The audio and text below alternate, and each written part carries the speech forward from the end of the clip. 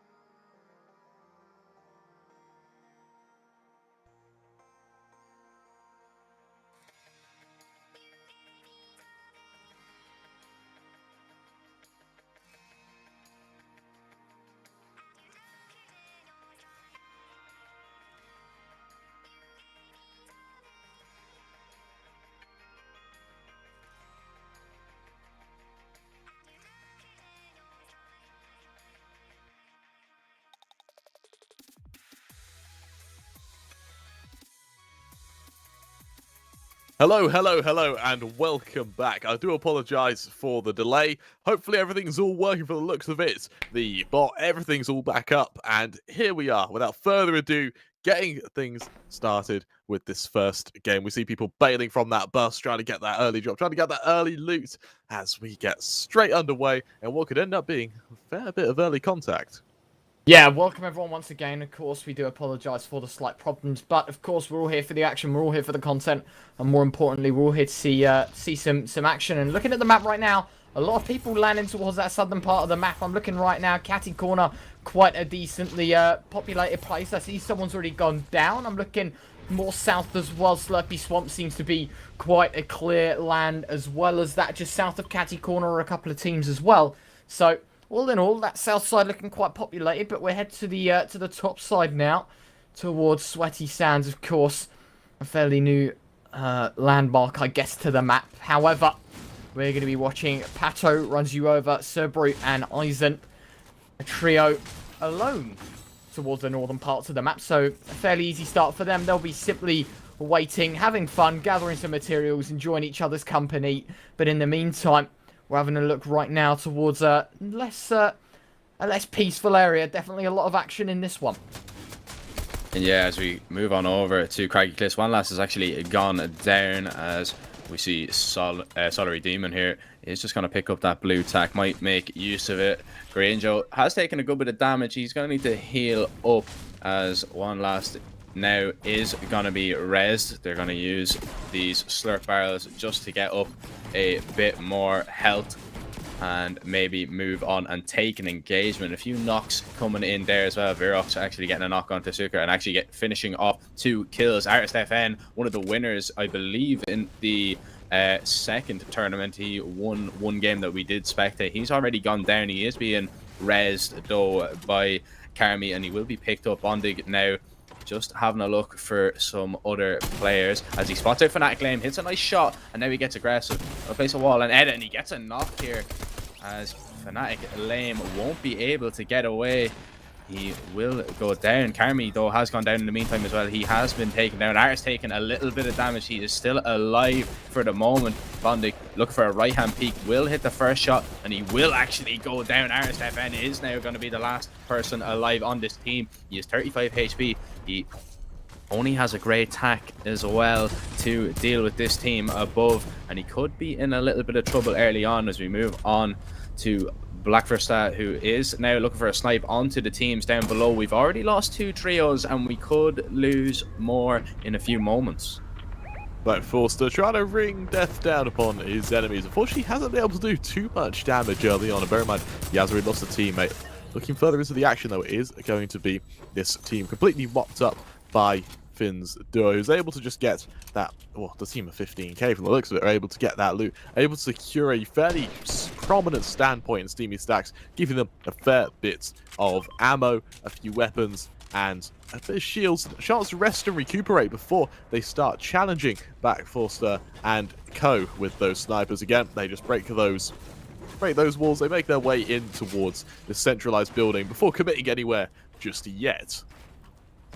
Yeah, absolutely a good start. In fact, Specky Finn has just gone down, which could screen problems for them. They are going to get the rest, however, so nothing too damaging to them. Just the meds more than anything. That's going to be quite costly to them. Blackster isn't done yet, though. He is going to aggress on forward. He does try and take the wall. Unfortunately, it's going to require a second opportunity as he gets dunked on. He is going to lose all his shield, down to 96 health, forced to back away as the action continues. Run back round to the side. Rude falls, and now it's all alone. He's alone now. Finds a shot, tags up, no conversion. 16 points of health, and well, I think this is all said and done. His time is imminent as this team takes an early exit towards Steamy Stacks, but the action doesn't stop there. Cirque going to drop one. Still got 2 teammates alive beside him as well, so this should be very easy. The shakedown coming on through Cirque, going to get the information. Gray and Joe is no more. In fact, he is going to leave him alive for a couple more seconds as they hunt down the last, and it's an easy shot for them. Charge shotgun to the chest will scream, no problem. Silence the tongue of one last trio, and with that, we move on to the top 25 trios. A fairly explosive start to the game. It seems like we've caught all the right action at all the right times, and I think there's a lot of teams out to kill today. And I mean, the sheer aggression already that we're seeing from the teams, you know, top or 8 trios already eliminated, and it's gonna happen when you're landing at POIs that are heavily contested. We've seen, you know, towards craggy cliffs and indeed steamy stacks. The majority of the action was there. As we move on over to Fragger, the best, Poeti, and Petsky. We saw a little bit of this trio yesterday. They actually were fairly impressive. I believe Fragger, the best, was one of their better players. He fragged out in the game that we were spectating. They are close to a trio here, and we could see a little bit of action. They are running up the hill to where the trio is, so we might see a little bit of aggression here. I believe actually it is just bots that are spamming them down. It is the IO guards. Of course, they come up as white on our map, so wasn't too sure if they were players or not. And we're just going to move on and now have a look at the map. Everyone seems to be spread out, maybe towards the middle of the map. There's a few teams that just north of Hunter's Haven. They might run into each other as the first zone begins to move on in. They're going to have to move into that circle around the outskirts of the map, but this team just seem content with farming up, getting their mats, and seem to be in a pretty decent position. Yeah, absolutely. Again, we see a couple of shots here or there. Nothing too extreme, and there is a fair amount of spacing between these members, and so because of that, it does mean that we won't see too much contact for now. Instead, it will be this little engagement, actually, in towards the desert. See who comes out on top here as Zebra leads this charge, spamming down onto these enemies as he'll see shots come up from the high ground. He realizes he might get third-partied if he's not careful. These shots go out either way. No kills just yet, nothing too extreme, but in amongst this maze of building, they are eventually getting closer and closer to one another. That is a hero play from Zebra there to jump in, spot all 3 members of the opposing team, trying to get those shotgun blasts out in time. They will take down Draxon, turning around, looking for more. There's contact made, 1-2-2-5 goes to fall as well, and well, Zebra and Arian there shut down the entire team. 2 versus 3, taken with admirable amounts of skill, allowing them to get all that loot, to re-equip, re-armor, and fear that team over on the rocks. 7 kills to their name so far, a very valiant start for them, and of course we still got well over a third of the server remaining, so this could screen problems. This team definitely one to watch as we jump into the POV of main, spotting out players to his left. Will he notice that there's one behind him as well, though? He'll hear them. He's got to be careful. He turns around, wrong place, wrong time. He might just get punished for it. Oh my god. Oh wait, it's his team. That's funny. Sorry, I didn't realise it showed up as a different colour on the mini-map, so I assumed there was a yellow team nearby. I do apologise. Alright, he's safe at least. That's all that matters. Just towards the edge of the sand. New zone formed, and it will be able to rotate on in fairly easily. No problems whatsoever. I feel so debated that the map lied to me. It told me it was a different colour. God. Yeah, a bit betrayed there, Ryan, but we won't hold it against you. We all make these mistakes here. As Payne actually gonna ring off a few shots here onto Verox, who is in a car. They are just vacating the area, just trying to get into the zone. And it looks like Payne and his trio, they're not gonna, invest too much in this engagement. They're gonna back away. They're gonna, group up, get into the zone. As actually Nakos is gonna get a quick double kill. They're eliminating another trio, I believe. 11 trios are gone. Just under, should I say, 2/3 of the server are left. 64 players remain, and the first circle is just coming into position as now we move on over to the 15k squad. Specky Finn is here. They already have 4 kills already, so a quick and easy 20 points, and they will be looking to add to that tally. And there's a lot of teams in and around this area towards Colossal Coliseum. They will have to go, of course, a little bit further into the storm, into the zone, to get safe. But we could see a little bit of action coming up here. Absolutely. Again, these teams converging on the Coliseum. Unfortunately, this POI won't be in the zone, so in just a moment they're going to have to move away as well. This is going to be a fight in multiple stages. First, getting there. Secondly, fighting there. And third, escaping before the zone bites at their heels. We'll have to see how they fare for the most part, as once again, it's going to be a very, very difficult road ahead for the time being. It's going to be down to Specky Finn to try and make his way up through this Coliseum to look for one of the teams and to try and kickstart this engagement. Yeah, absolutely. Shots fired, nothing too substantial as of right now. Simply waiting for other teams to approach into the crosshair. Ryan Martin and Amos in the kill feed a couple of times, of course. 2 kills to his name, but more importantly, 4 kills between his trio, and that's really going to set a large precedent heading into this one. And, well, when a sniper shot rattles someone for 105, you're most certainly not in the best of places. It is already going to be Ocean that drops down. He will be able to heal up ever so slowly. And now Ryan Martin's going to feel the wrath of the opposition. He is forced to back away, forced to retreat and get towards his team. And he'll simply move on away and reposition elsewhere. So a fair disengagement from them, but of course, as you mentioned, they've still got to get towards this zone, and that's the most important part. As we jump on over to the absolute flip side of the current zone, Luck, alongside his teammates, in fact, they were in a bit of a squabble, but fortunately for them, they were able to talk things out and simply move away. Nothing really too substantial in that department either, so simply getting away and saving their meds, their utility, everything to their name, and simply playing for those placements. We were talking about in the pre-game how important these points are going to mean to them, so most certainly playing for placement is the most important part of this game, and to be honest with you, most teams have done it quite successfully. There's still 2/3 of the lobby remaining, not only in teams but in players as well, more or less, bar a couple of players here and there, but, I mean, it's a very interesting start to what I've expected. I could have assumed it was going to be a lot slower, but to be fair, a fair bit of action to kick things off in game number 1. Yeah, we have a quick look over here at the map. Everyone getting into zone. Everybody looks pretty happy with where they are, as there is a drop available that these teams might go for. 11 teams still gone. We haven't seen that much action in the past few moments. You know, everybody is just, of course, playing for that placement that you touched on, Ryan. You know, that is where you are going to get the majority of the points. I believe it is the top 17 teams or maybe top 18 teams that are going to be getting those placement points. Of course, the higher you go, the more placement points you will get. And then with the addition of 5 points for every kill that you can rack up, you will, you know, put yourself further and further up the leaderboard, as that drop indeed is going to be recovered. And I believe it was a gold heavy assault rifle, so a nice little pickup there. Can do a lot of damage, can be very influential, especially if you can stay on top of that high ground and rain down some AR bullets from above. But right now, everybody is just kind of that in Salty Towers. Nobody, you know, taking any engagements. Everybody just farming up mats, just having a look around, seeing if they can spot an opening. But everybody seems pretty content with the position that they have for the moment.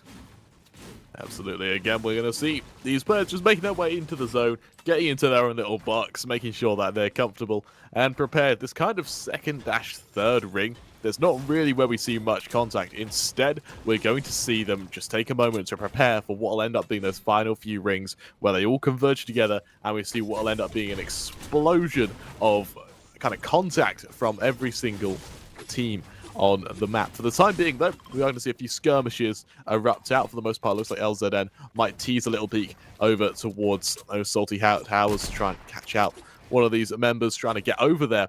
But once again, it is just all quiet for now. I'm not sure if he spotted out that team heading his way, but he definitely spotted out the members just trying to jump into the zone. But we got a few shots with that AR, trying to do damage wherever possible, but once again, that range is going to start eating away at him, and unfortunately, he can't quite justify a full commitment to challenging for now. On the flip side, though, with a sniper, means that no Surge, he's free to wreak havoc onto anyone who'd even dare cross within range of his crosshair. For the time being, a few shots ring on out. Ezzy taking the brunt of the damage as Hearts as well tries to seek cover.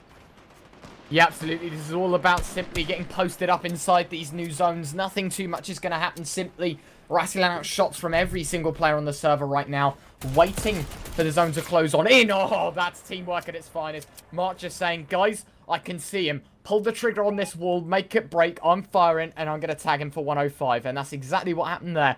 Perfect for them. You can see the chug splashes being used.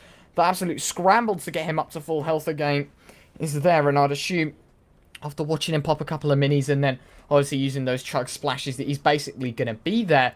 And so now this is simply an opportunity for teams to play passive. 22 teams still in the server as the 15k Specky Finn is able to pick himself up yet another kill. Congratulations to him, of course. His team moving very swiftly up this scoreboard because right now they are killing a lot of players on this server. And yet again, they get another kill. Low date, the man to fall. And that is the end of yet another team on the server. So This really is screaming horror to everyone. If you're paying attention to that kill feed, you've got to be cautious of this team. They're the ones to beat right now. But of course, everyone simply waiting, simply playing passive, not delivering on the aggressive front. They're waiting for their opportunity to strike, and more than most likely, in fact, definitely, it'll be towards the later of the game where we get to that 5th, 6th, 7th zone, because everyone then will be forced into such a confined area that action, of course, is going to happen.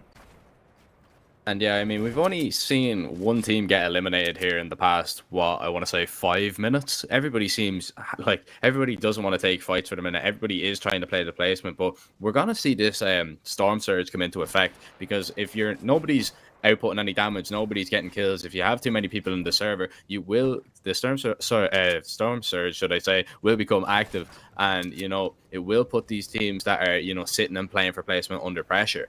As we see now, third storm is moving in. It is going to finish, and fourth storm is going to begin to form, and we might see this game liven up a little bit, because for the most part it's been a little bit dead, as Smaxkey is just going to emote.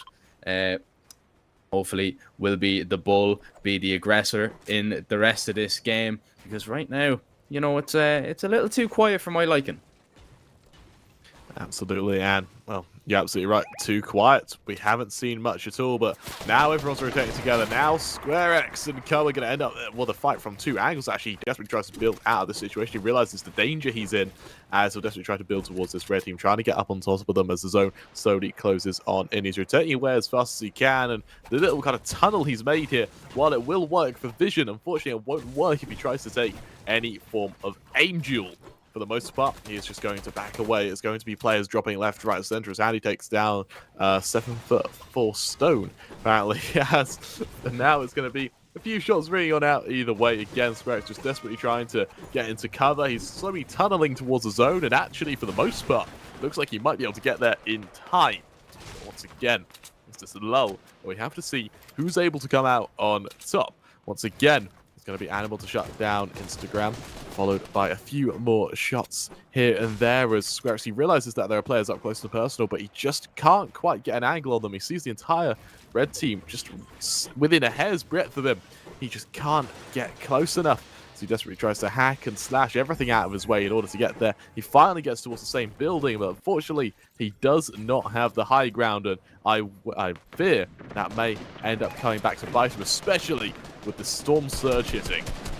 Yeah, absolutely. They've got to be cautious of this, and now this is the time for teams to shine. You've got to play aggressive. You've got to find yourselves in these angels, because if you're below that threshold, you're going to feel the wrath of the storm surge. As players now rotating on through. New zone is slowly pushing them closer and closer together. Things are about to get very, very claustrophobic, because a lot of players still in this server. Half the lobby currently chilling inside this small circle. You can have a look right now. The tracers on the map, the lines dictate where the shots are landing. And right now, it seems to be a lot of action happening towards the south side of the map. Lots of shots rattling on through as his worst player, Pepe, simply posted up on that high ground, forced to drop away after Chrysum. He's able to find some sort of a peak. Unfortunately, it won't be all too much. I don't even think he fired a shot. He simply knew that he was there. And of course, keeping this high ground, retaining the height over everyone else right now is their main priority. Retaining this sort of aggression, but at the same time, they're simply applying pressure by doing nothing. If there's people above you, you've got to be careful of more places. And of course, we haven't seen a player drop since this storm surge warning, and so it'll become active. People are about to start taking damage, and things are about to get mighty interesting as more and more of the server will start to lose their meds, start to lose their bearings, as the pressure will mount on them. As for this team, they're playing passive. They know they've just got to move into the new zone, and they're going to do that with swiftness. Eyes are everywhere but them right now as they have a look around. They're looking to try and get a piece of the cake in on the action, but unfortunately, in their position, it's not looking all too likely. Instead, they're just going to watch the birds fly by, and we'll have to wait and see what their next move is. Yeah, now we just are going to see the fifth storm is going to start moving in. It is going to start shrinking, so now people are going to have to move, and the action is going to kick off. We jump on over to OTW Zebra, who is just now boxing up for the minute. I believe they are safe in the zone. Going to have a look. They're going to open and edit and see if they can spot anyone out, as we're going to see as he is going to be knocked as they put a bit of pressure on Zuko, who is just trying to keep himself in. Will take a little bit of damage. He's actually taking a lot. His teammate Cersei will help him out a little bit, but Zebra is just now going to close over his box as he takes a little bit of damage. Does have minis available to him, as you hear the absolute carnage going on right now. Everybody spamming into boxes, trying to get aggressive. Everybody trying to get a knock if they can, add more points to their tally as this storm really just begins to close on in. This game begins to get into the latter stages. Progression taking a little bit of damage there. He has no shield and he's in the zone right now. He's in a lot of trouble. He's going to be knocked and he is going to be finished off. It is going to be How123 that is going to pick up the kill, and Chrism will just finish it off for his team. The sixth storm has formed and it is going to begin to move. Chrism and his trio, they don't have to go very far, and they are on the high ground, so you know the zone being kind of kind to them. They just have to move back a little bit, but they do have the high ground. They can probably build out if they want. They do have the shockwave grenades as well if they want to go for rotations there. Bouncers also available. 18 trios left for the minute, and now the sixth storm will begin to move. A good bit of damage there onto No Surge Mike. He is taking a lot of damage and he's actually being held. The Storm Surge is going to be at warning. A warning coming in there as well, so they need to be careful. A lot more damage. They are above the threshold for the minute, but these teams that are below it are gonna need to get busy. Absolutely, and we are going to see just true and utter chaos erupt around the map now, as everyone has to move desperately to stay within the zone as it slowly moves on forward towards the east side. We're going to see Chrysum take a fair bit of damage. He tries to rotate out, losing his shields, but turning back around, building as frantically as possible to keep that high ground advantage. Anyone who dare come near him is greeted with a shotgun blast to the dome. As we'll see, Lolly will have to pull on away. More shots real on out, so we'll continue playing for the high ground, trying to get higher and higher, just trying to stay above everyone who could even consider coming his way, as he'll continue pushing on forward. There's going to be a just utter chaos erupts within the central guts of this build. So many kills happening all at once. Worst player and Wash Potato along with MGFN all falling. Chrysum maintaining this high ground advantage, all of which safe from the Storm Surge. So much damage has been outputted, it's hard to fall to the Storm Surge at this point unless you are down. Zebra up close and personal, just tracing along the side of this zone, trying to get mats as he goes, hoping that the stealthiness of being towards the center of that build will give him the benefit of a placement. There's smoke coming in from the sky though. This is where Chrysum and Co on this roof are ready to shoot them down. This was the key position they were waiting for. Will it work out for them as the zone continues moving? The zone will continue shrinking, and now it's going to be the moment where all hell breaks loose.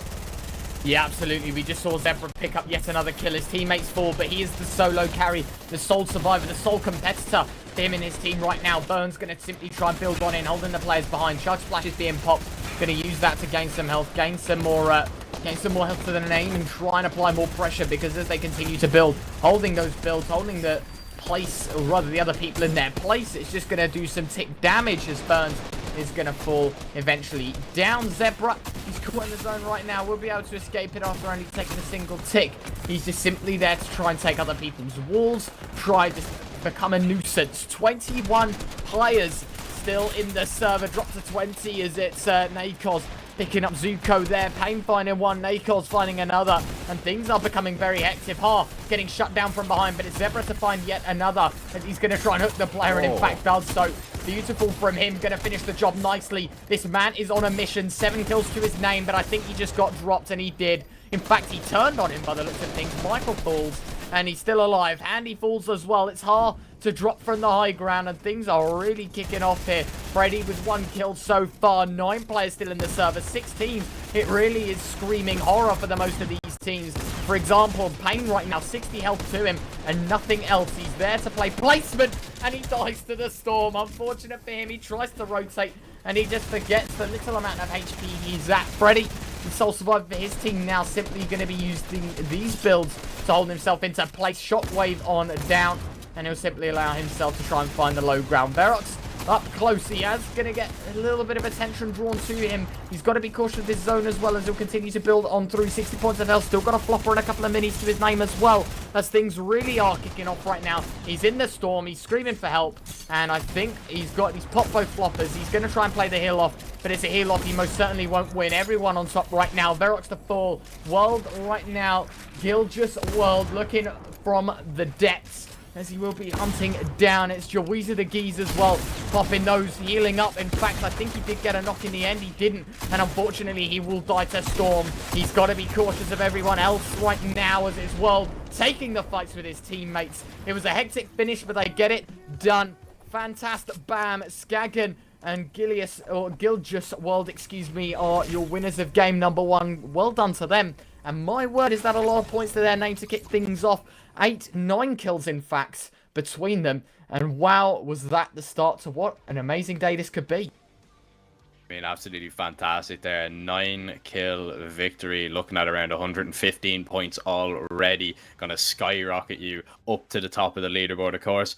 This is the top 500 trios that have advanced to the playoff day. Only the top 33 players, or trios should I say, will advance to the finals tomorrow to battle it out for that cash prize. But I mean, what a first game we had there. That was absolutely insane. We had a heal off. It went really down to the wire, but absolutely fantastic. Hopefully we've more of it to come as well.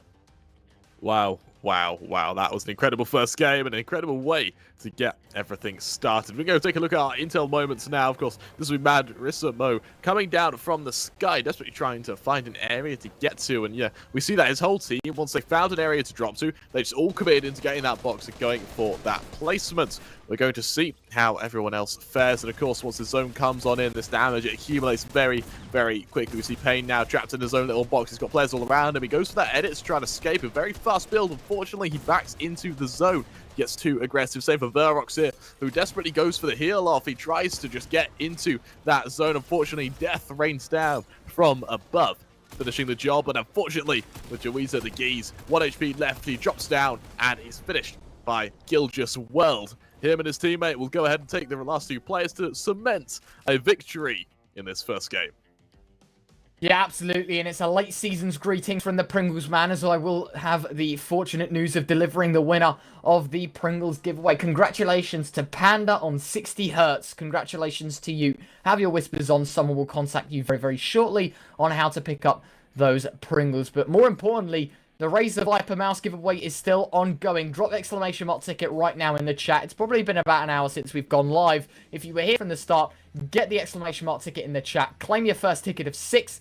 And at the end of this, of course, we'll be giving away our Razer Viper mouse. But of course, if that isn't enough for you, then you can simply head to razerinvitational.com, where we're hosting a massive giveaway with lots of prizes. And on top of that, if you're a Fortnite player that didn't quite catch today, make sure to tweet us your Fortnite clips using hashtag YourChance, and you'll get yourself an opportunity, depending on how good your clip is, to win another Razer Viper mouse. Lots of goodies, of course, given by Razer, by our lovely sponsors, Intel, Seagate, and Pringles as well. And more importantly, I mean, we're all having fun up here on the caster's desk. You're all having fun in the Twitch chat. It's a great time, and what a great start to kick things underway. We're going to throw it to a quick break, but we'll be right back with Game 2. Don't go anywhere.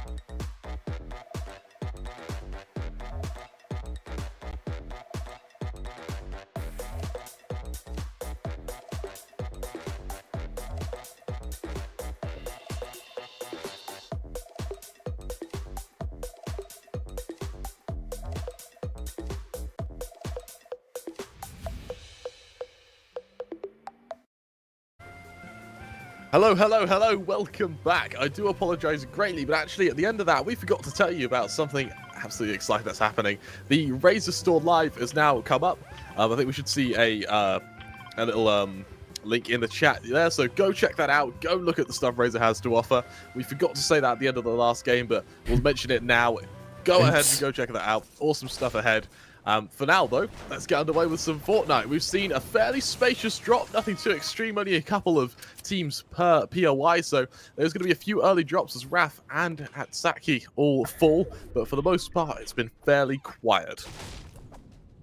Yeah, absolutely. We're looking right now at Dammer and Sweaty Sands. By the looks of things, he's got one other trio in contention of this area, so nothing too heavy on him. His weapons right now don't look too in his favor, but of course as time goes on they'll be able to pick up loot, and in fact looking at the kill feed, it's a lot quicker than what we saw last game. A lot of people dropping early on, already lost around a tenth of the lobby, a little less than, to be honest, but still quite a substantial amount of people. 8 people gone already, a team's dropped, and this could scream problems. SquareX looking for blood, at least for the time being, as he aggresses on forward just outside of Slurpy Swamp, notices the build's going on ahead of him, and now it's his time to shine. Will look to aggress, but it does continue on forward. This SMG going to apply some pressure. Charge shotgun in hand. Unsuccessful in finding its mark, as he'll continue to simply apply pressure. Bit of damage done, but he's got to be careful of the shotgun from the behind. He does take a fair bit of damage, but unfortunately for him, he is able to get away and simply disengage from Plug right now. But more kills hitting the chat right now. The kill feed is spammed with blood across the board as SquareX now drops down, notices where the player's building is, going to try and edit on through, but it's going to take a fair bit of damage for his sins. He's already dropped to 75. He's got minis to accompany him, and will use those in quick succession, but of course, it seems like a very confident team has been rattled a bit here. And yeah, a bit of pressure coming in already. We're just going to see Gendui take care of those IO guards. They've already lost a teammate here, Tohaj and himself. They are just now looting up. They are nowhere near a reboot fan for the moment. I believe they do have the reboot card picked up, but they just need to get to a place where, you know, they can actually get the res off, because right now they are towards the bottom of the map. They are absolutely nowhere near anything. They're on an island right now, and they will need to get off it, and they will need to get moving. We have a look. 14 players already eliminated. Only 2 trios, should I say, are already gone. But some bit of early on action. We see Alpha Loach is going to be knocked over there. And we move back on over to Asteria of Palavir's POV. They are in Slurpy Swamp here for a minute, but I don't believe there are too many players around them. Just going to farm up a few mats. I believe the closest team is that blue team that are on the bridge that they are indeed running towards. Lots of shield, of course, coming out of Slurpy Swamp. I suppose the benefits are coming out of Slurpy there. All the Slurp barrels that are around, but we're going to move on over to K-Slide here. CL Rotary, his teammate, has gone down. Demon Jeff is going to pick up that kill. That's now K-Slide has a look. Manages to cone above a player. Manages to hit a shotgun shot as well. And actually gets a knock there. An insane shot. Going to take a bit of damage there as well. He has knocked Demon Jeff and might go for the finish. Doesn't really need it, but if he can get that siphon, it would be pretty decent as well. There are 2 players below him, and he's going to need his teammate Stormy to get over and get involved to help him out, maybe. As now, I believe Tesms is just going to heal up. Now, just a spam coming on through the edit. Not going to be, no shot's going to be fired just yet, as K-Slide might just try and take the cone here and maybe go down and take a wall here if he can. The edit out, the shotgun shot is going to be missed here. As now Tesms is going to try and take the engagement. Stormy Richt has now gotten over to assist his teammate, and a good shot there. Tesms now low, around 20 HP. Gonna do a little bit of damage to the build, maybe take the floor that is above him. He's gonna drop on in. He's gonna miss the first shot, but he won't miss the second. He will take him down. He will eliminate another trio, and very nicely done from K-Slide there. That little just repertoire there to get that early kill is able to keep him alive and to keep him in a very admirable position moving forward. Take a look at another fairly high rated team, that being of Dan's and Co, all of which at the ready sat back down towards that area looking for an early kill, but team to watch now will be Lauren with Team Impact ready to catch out this red team up on the roof, who I don't think suspect them, however. So that sniper shot rings on out. That does remove Jan's shields very, very promptly. And as shots start ringing on down, suddenly Lauren and co end up in a really, really bad situation where they have to go uphill. They have to try and spend all their mats just trying to survive without having their legs shot out from under them, with their opponents having all the high ground advantages and everything that comes with it. They go for the odd shield drop just to try and make things a bit easier for them, but the red team, they spot them, they damage them, and they just back away. They realize that they can play for mats. They realize that they are just burning the utility of Jan and co, and as they do burn through this, it gives them a chance to just move ahead and continue looting up as both teams take a little bit of a sprint towards that zone. Yeah, absolutely. Just outside Hunter's Haven, they'll continue their move on through, but more importantly, Slurpy Swamp has been a hot spot for action, and things could get mighty spicy now. Team to their right, they've got to be cautious for. The question is, will they realise that they're there? I don't think they do, and they'll simply move past. Nothing too much happening right now. Definitely a slower game than what we saw not too long ago, at least in map number 1, or game number 1, excuse me. It was a completely different story. We saw a lot of action early doors, or rather little action early doors, and it was more towards the later stages. Outside Craggy Cliffs, we're seeing Hookah alongside his team, Petri and Zontrex right now, simply waiting and buying time for him and his team to try and open up into this game. They need to get themselves some kills on their doors because, of course, it's all well and good finding yourselves in placements, but kills are really the thing that tips you over the line here. You've got to get those kills. You've got to get yourselves higher and higher up on those leaderboards, because coming first every game won't exactly offer too much on the table for you and your side. And so Hookah, with that being said, he's heard me and he swiftly realised, hold on, it's time for me to shine. I'm on the stream, I've got to show what I'm worth, and he'll try and fire off a couple of shots, but nothing to be made of it right now. He'll simply run away, disengage. Him and his team will make their way around. They're still in the first zone. They're comfortably waiting as well for this second zone to form, so they don't have to go on the aggression all too much. It can be the late game where they try and apply the pressure for points as we head towards Craggy Cliffs. Nothing too substantial happening here either. Simply teams trying to farm, but I'm expecting a fight to break out very, very soon. And yeah, everyone's just farming up the mats. Nobody taking any engagements, really. You know, just going to get full on mats before you take any fights, as Kral begins to farm up. Has a lot of builds available, just needs to get some metal in the meantime. He is going to get into that car and just move it out of their builds. Be careful, if somebody wants to spam into that car, they could be in a little bit of trouble, and I think that is the thought process behind this. Just moving the cars further and further away, because if they explode, they could be in a little bit of damage to the builds, could light the builds on fire, and they could be in a little bit of trouble. And we move now over to Unlucky and his trio. They are just in Salty Towers. They are around a few teams, but again, nobody's taking any fights. Everybody, you know, just farming up. Everybody happy to do so. Nobody wants to get too aggressive. Everybody seem to have a passive land, besides the 5 trios that are already eliminated. But hopefully things will begin to get going in a moment.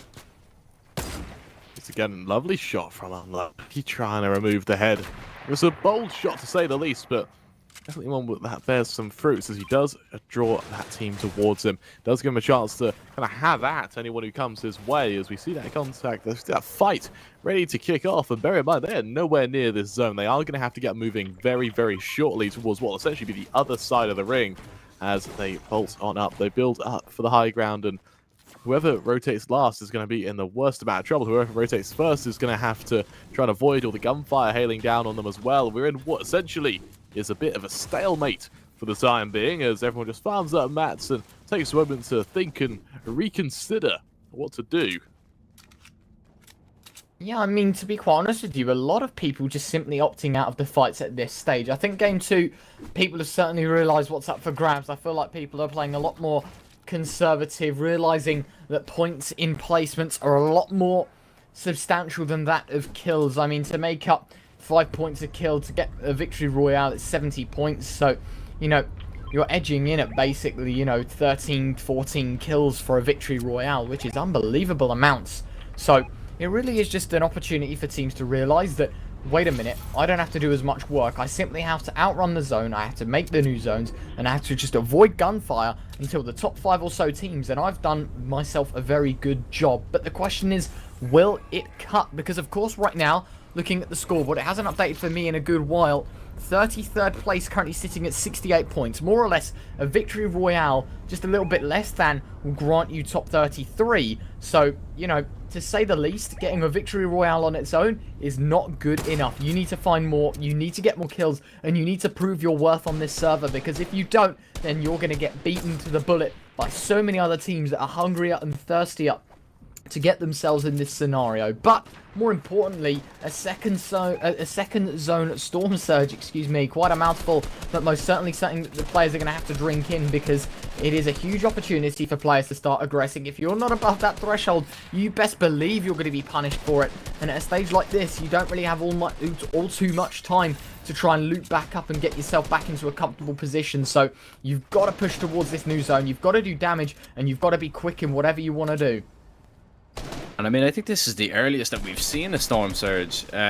You know, the second zone, well, we've seen a warning for it anyway. It hasn't just come into fruition just yet, I believe, but it might actually come into play now. Of course, there are 78 players left in the server, and that is indeed why we've not seen that much action at all. Of course, trios going down because they were contesting the landing points, but since then, everybody, you know, seems to be afraid of each other. Everybody respecting each other in the lobby. Nobody W keying, nobody getting aggressive. Everybody just playing safe. And I mean, I understand the thought process behind it, but at some stage, you know, you're gonna have to get a move on. You're gonna have to, you know, engage. You're gonna have to put teams under pressure, because as we all know, only one trio can come out on top. Second zone now moving in as a bit of action will begin to kick off. That team rotating in now, gonna be put under a little bit of pressure. Shotgun shots ringing out. I believe there was a knock there in that engagement as well. The grey team down the bottom has gone down as the third storm will begin to form, and I hear that sound. The storm surge has become active. Unlucky now putting a little bit of pressure. They've already got a knock here in this fight, and I believe they've already got a kill. Unlucky now just going to turn around. He's going to finish off the rest of the trio, and we are down now to 25, but his teammates are being put under a little bit of pressure. He's going to have to build back up and assist them. The vault has no shield. Unlucky. And I'm Demore, though, are the players on full HP. They are just going to box up for the minute. The pink team now going to try and put them under a little bit of pressure. I wonder, do they have any rotation? There is impulse grenades available, and they do indeed have the bouncers, so they can super bounce out of here if they want to. They just need to hope that the play or the team above don't put a bit of pressure on them, and actually there is a rift fish in hand, so they can get out if they want. Lots of damage coming out. The rift fish is going to be popped as we move on over to Divate Jean. Now going to try and pick up his teammate. Palavir is going to provide a little bit of cover. Psycho Ocean, though, now going to put a bit of pressure on. He's going to try and get the wall. The edit coming in the hole. Now a little bit more damage, and we're going to just swap away from it. Squarks is going to go down in that engagement, as now the vault now going to move on in. Pavalier is going to be finished by Psycho Ocean. Squarks is going to go down, and that trio is going to be eliminated. I feel Pivot now just going to box himself in, going to farm up a bit more brick. 3 kills already for his trio, and now they're in a decent little spot. You know, they're in the zone. They don't have to worry about rotating for another few moments. Of course, 1 minute and 10 seconds until that third storm gets into its final resting place, and the fourth storm begins to form.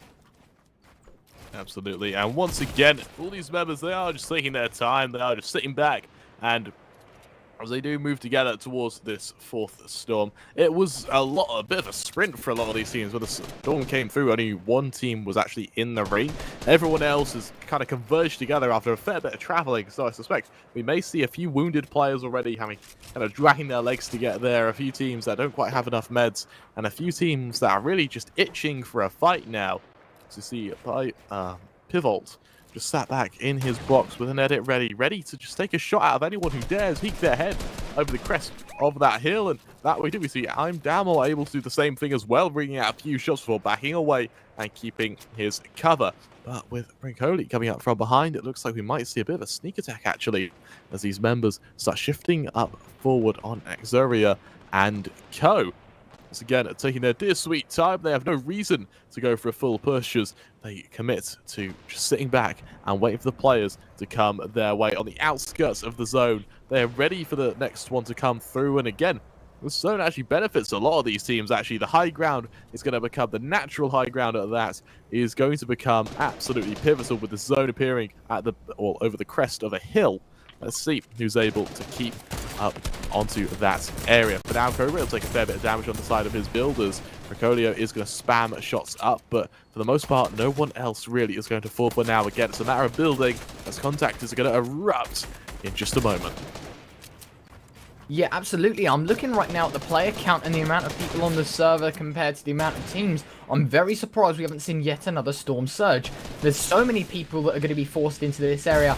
I would recommend, and I'd highly, or rather not recommend, I'd highly imagine that it is just going to be a matter of the Storm Surge coming in within the next 30 seconds as the fourth storm begins to move. So, you know, players have got to be mindful of that as well. There's always that possibility, that chance. So make sure you're on top, doing damage, doing everything you can, because at the same time, it can scream problems, especially if you're not doing all too much. Tohash right now is going to be using that cone edit. Simple strategy for him, just waiting for a peek. Looking left and right, trying to spot out something, but unfortunately, nothing too decent in that department. There won't be anyone peeking, there won't be anyone showing themselves, and instead he'll just be forced to back away to the rest of his team. And as I said, I would expect a Storm Surge warning, and rightly so. It delivers because the amount of people that are in this area is surprising, to be honest with you. A lot more players congested towards this new zone already. A lot of players have found their mark within it, but there's a couple of people that need to rotate, and so they'll make their move now as the Storm Surge will continue to apply pressure. And to be honest with you, I don't think teams are in a great position right now. You know, a lot of people have to rotate in. You know, a lot of people don't have, you know, these decent spots. They have to try and get into the zone. They have to try and move up the mountain there, as we saw a little bit. Hookah going to take a little bit of damage here in this box fight. Vertex Low Day is going to be knocked, and Actum is going to be knocked as well. Hookah applying a little bit of pressure where he can, but he's taking a lot of damage. They have to try and put the damage on. They are 9 below the Storm Surge, and that's what they're afraid of. They are now 25 above, but it's not an awful lot. They still need to put a bit more damage in onto these teams. That's why they were getting aggressive. They don't want to take this storm damage. They don't want to go down, and now they're going to heal up a little bit more. They are still yet to find a kill, but now they apply a little bit of pressure. Still yet to hit another shot through all those builds. They are 9 below, and they're going to take Storm Surge damage. They are in a lot of trouble. 109 below. They are now just boxing up, trying to heal, but they need to output a little bit of damage, or they're going to just take damage. Because now they do exactly that. 155 above. Nox coming in, and this box fight is absolutely crazy for the moment. There's actually going to be a knock there in that box, and they need to try and get their teammate up. The pressure going to still be applied there. Hookah and his teammates are so low, but they might have bought a little bit of time with that knock, a little bit of breathing room if they can. And I mean, look at how stacked this lobby is. Everyone is, you know, still in the server. Everybody in a decent position, as well as a Riffish is going to be popped. Emens and his trio just picking out where they're going to land. Want to get a nice advantageous position, thinking about maybe landing on the mid ground. Don't really want to challenge for height, and they are gonna move on in now. The land gonna come in. They're gonna maybe take a little bit of damage, just gonna box up, just gonna tarp into the zone, and hopefully get a decent spot for an upcoming engagement.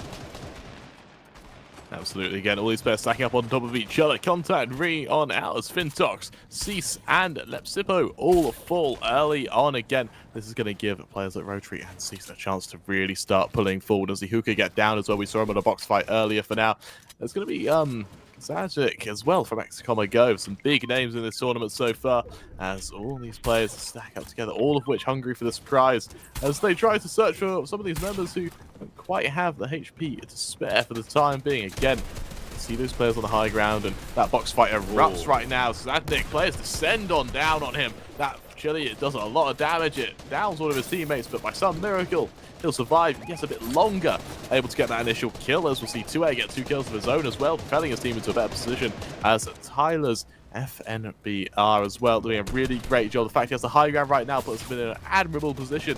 And as that zone starts moving, it does give him a chance to just get that high ground advantage and shoot at anyone who comes down from the sky.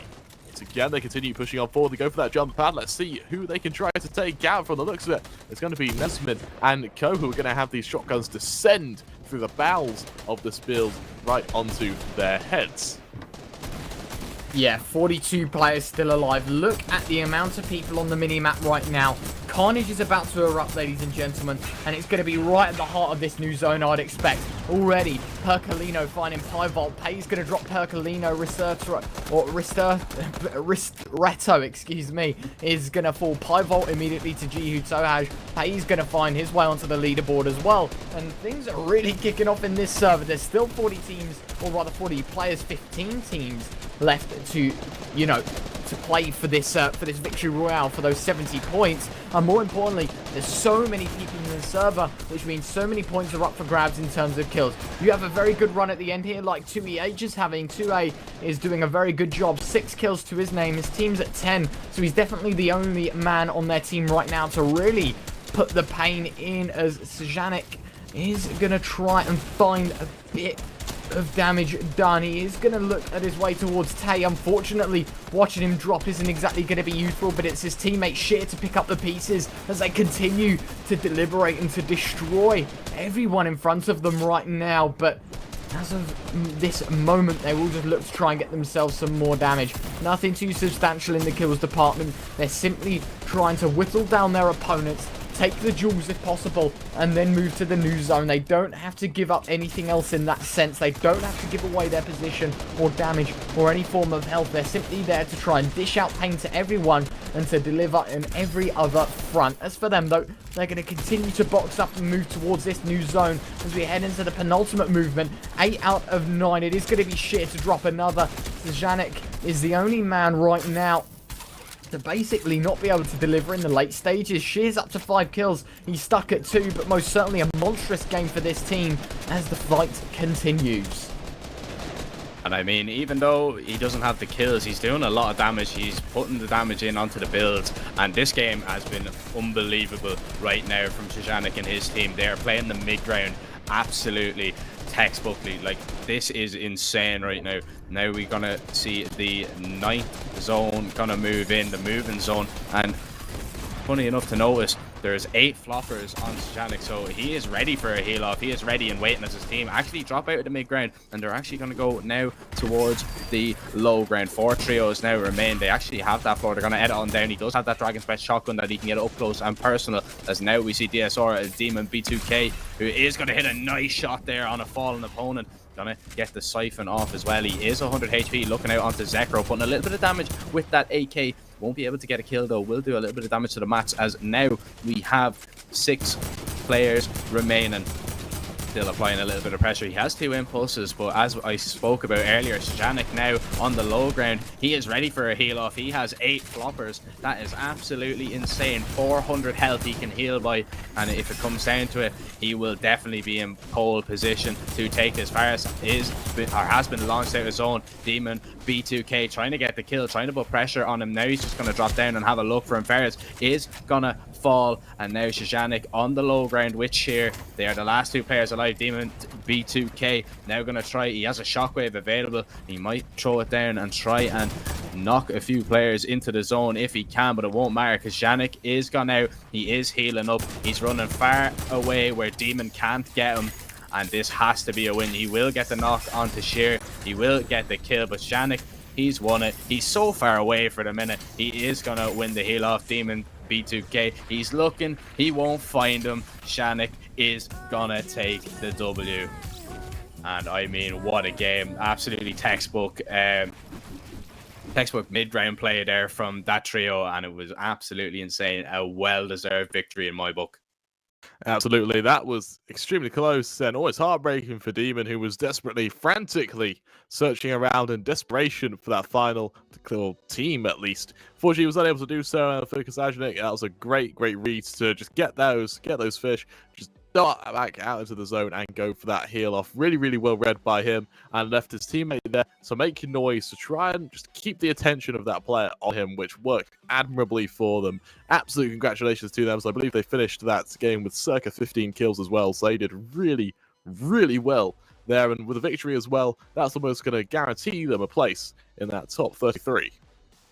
Yeah, I mean, to be honest with you, a very, very good performance from them, as we'll see in the intel moments now. Like, how important it was to find these floppers. So, Janik here has 4 floppers. He kills this man, and I think this is the person that had all the floppers at this stage. I'm not too sure. I might stand... Yes, it was that duel, because when the Storm Surge was active, all he wanted to do from this moment on was apply pressure, do damage, and then make his way towards the final zone. He knew he didn't have to take any damage on every front. He simply had to wait and hide. And here you go right now. The heal off, he had so many floppers, he had no problems at all. Just the hearing things out, trying to have a look. And then he knew at that point, he dropped the emote. Absolutely memeing. But most importantly, he got the job done. Victory Royale in his hands. A great amount of damage done. And that's going to rocket him up into that top 33. Whether they can retain, though, we'll have to find out very, very shortly. And up next is game number 3. We're going to throw it to a quick break. But we'll be back with the action. Don't go anywhere.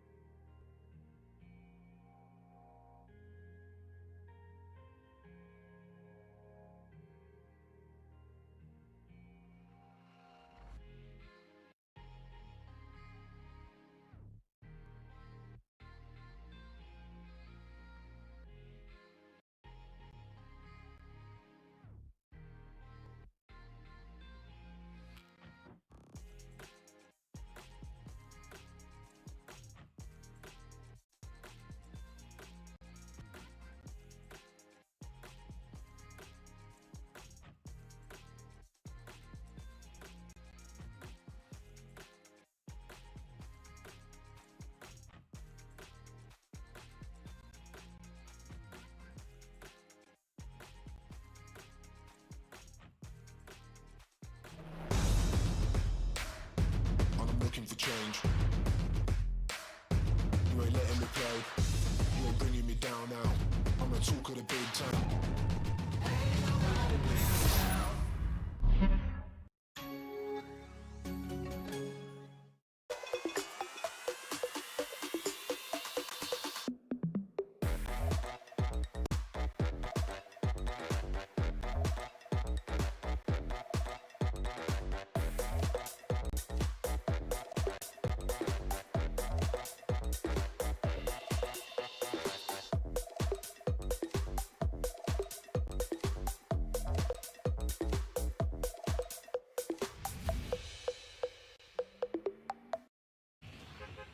Hello, and welcome back. Unfortunately, we have a much smaller game going forward here. We only have 4 teams. Well, 4 full teams out of 7. Yeah, I've only got about 9 players out of 16. It's going to be a really tough game, so to say. We should be getting underway fairly shortly, though, and, well, with this much space, how do you think teams are going to fare? They're not. No, I'm just messing. I mean, I'd expect people to leave this game, to be honest with you, as we see. This game doesn't count for anything, as far as I know, because it's less than 18 teams. And it's unfortunate that we catch the worst game of the lot. Unfortunately, you know, Fortnite doesn't really have all too much of a feature where we... You know, where you can just watch or choose a game that we join. For us, it's simple as just jumping into a game and, you know, we get the worst lobby of the lot, so it sucks. But, of course, as you mentioned, less players, more loot, more fun, I think. So, for these people in Salty Towers looking at Shady Star and Leaderboard, it is going to be, I mean, a fairly desolate space for them. You know, they're able to just pick up as much loot as they want, move on nicely, and they can just continue to farm up and play for the late game. And, I mean, looking at the amount of people on the server, there's only 2 teams left, 5 players in the server. It could be done in a matter of minutes. I would assume it will be. I think that these teams are simply just going to farm up their materials and then, you know, make their way on forward to wherever the destination takes them to. Maybe that these teams will just find each other in seconds and kill each other, and then that'll be the end of this game. I have no clue how this game is going to go, but considering the little amount of players across the server right now, I would really expect this to be over in say, 5-10 minutes. Not too many players, which of course means we'll only see 1 fight, and then we'll declare a winner for Game 3.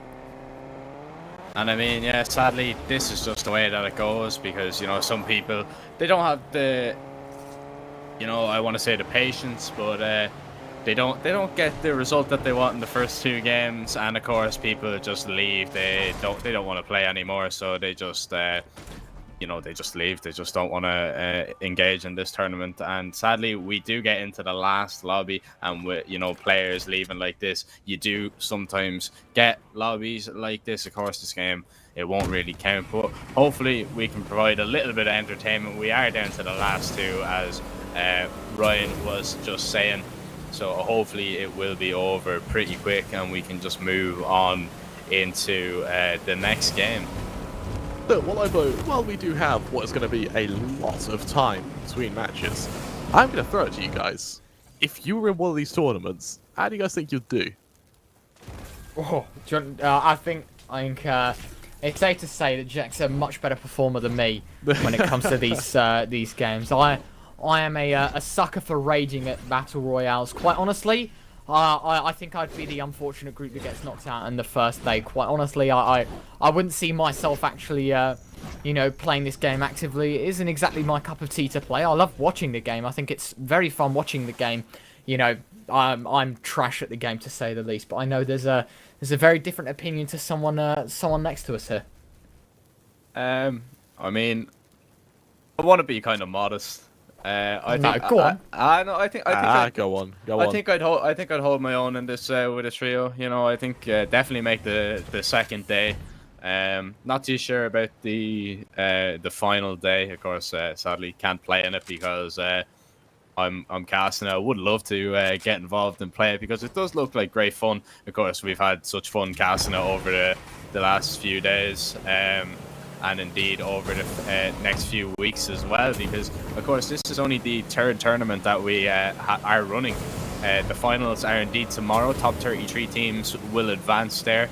But if you want to get involved, make sure to sign up at razerinvitational.com. There will be indeed 3 more running every Thursday to Saturday for the rest of January, as we're actually going to see Energy Benji Fishy. Don't believe it is the real one being knocked, but he is going to be taken out by Shadi Stat. And we actually might see the game finishing already, even though the first storm has only begun to move. Yeah, I'm just sorry, I just completely lost where I was going there. Yeah, absolutely. It looks like it might end fairly soon. We've got Tornado jumping up onto Ledo, trying to do damage wherever possible. Shadi, he's going to try and get to his teammate in time just to save him, but a few shots will bring out either way. Tornado, he'll lose his shields. These players forced back on away. Nerve's going to take a substantial amount of damage, actually, as Tornado able to take almost losing his shields. He'll be dropped and leave Staddy now, the last man left standing in a 1 versus 2, spamming down, trying to get at access to these players as he'll continue trying to break on forward. He does have attack on hand, ready to help out. Switching to it in time, trying to spam on through. He'll eat a shotgun blast to the face as he's continued to be caught out, and just like that, we'll finish our 3rd game. That was quick, that was ruthless, and that was efficient by Tornado & Co. Huge performance. Unreal amount of points earned that game. Could not believe my eyes. Literally lost for words. Yeah, I mean, it seems like we were here not too long ago, and rightly so. I mean, you know, unfortunately, we got dropped into a very poor lobby. You know, it happens. We'll move on. I mean, there's not really much to say other than congratulations. I'm not sure if we even have an Intel moments for this game. I mean, the moment would be watching that fight unfold, and unfortunately, you know, 2 players losing out on points that wouldn't matter anyway. So, I mean, commiserations, I guess, to everyone in the server. I guess everyone lost in that game in that sense. Lose out on an important game, and then, you know, it's not exactly the best of scenarios to be in. And I mean, unless if you gents have got anything to add to that spectacle to watch, I don't know, really. I mean, it's just unlucky. It's just the way things go. You know, people, you know, they get frustrated. They the first 2 games don't go the way they realize that they've no chance of qualifying, so they just leave. They just go and they do whatever they want with the rest of their evening, which, you know, they're free to do. So it's a bit unfortunate for the guys that actually want to try and actually, you know, want to play this game. So I can't really recommend it. You know, it's just a really annoying situation, not only for the players involved, but indeed for us and you guys at home, because that's not the quality of game that we want to see. We want to see some action. We want to see an actual decent game of Fortnite, not, you know, it finishing in the first circle before it is even closed. So, yeah, not really much more I can say about that. A little bit frustrating, but what can you do? I'll tell you what, Brian, I think that might be the only game we had a chance of getting top 30 on. Yeah, I think, yeah. You should have stuck us in the server. We'd have been amazing. We'd had a chance. Yeah, we'd have a grand chance at winning that. Yeah. But of course, without further ado, we are going to go to a quick little ad break while the rest of the games finish. We should be back in, I would say, about circa 5-10 minutes or so. While the other games finish, we can get into what will end up being the first game to be played of the 4th round. So do not go anywhere, folks. We'll be back momentarily.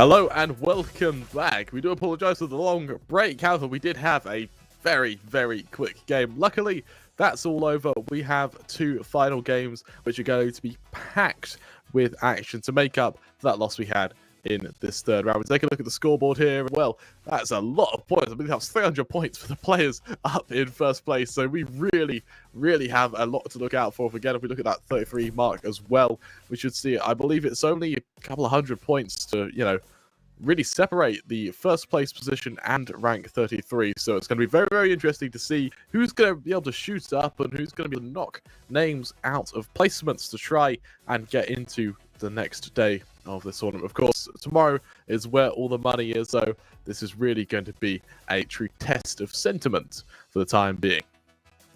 Yeah, absolutely. I'm looking right now at 33rd place and sort of the gap between that and if you're basically, if you're in top 100, I mean, you've only got to pull a decent game out the bag. I'm looking at a matter of around, 60, 70 points-ish to jump to the point margin at 33rd. So I promise you now, if you're playing and you're in that top 100 mark, it is so, so close. You've got to get one good game in the bag and you should be set. You've got to get that victory, though, because it's where the points lie. Of course, we know 70 points for a win, a lot of points up for grabs. And so everyone right now is just biting at the bit to get into the fourth game. And I know for sure that this one most certainly counts. But looking at the names on the leaderboard, I mean, we see a fair few names here and there. But other than that, I mean, a fair few, pro players. But to be honest with you, there's some players here that I've never heard of. I mean, personally, I'm a refs guard, a very, I've tuned into his streams a couple of times, very nice person. And to be honest with you,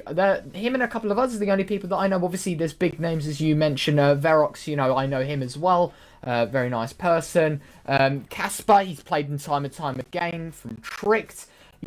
Janice, Wave Janice there. There's so many names that we know and have turned up time and time again. But there's a lot of names at the same time on this list that are in that 30-ish area that I personally have never heard of before. I see Rambo there, our MVP for Cup number 1. But to be honest with you, there are so many names still in the picture. And to be honest with you, this is painting a great canvas ready for day 3. It's still all up for grabs, so don't forget we've got 2 more games after this. And so that is going to be our deciding factor of today and who moves on to tomorrow. Just still looking at the leaderboard, Gambit's in there as well. Some good performances from himself and his trio throughout the tournaments. He's played a good few.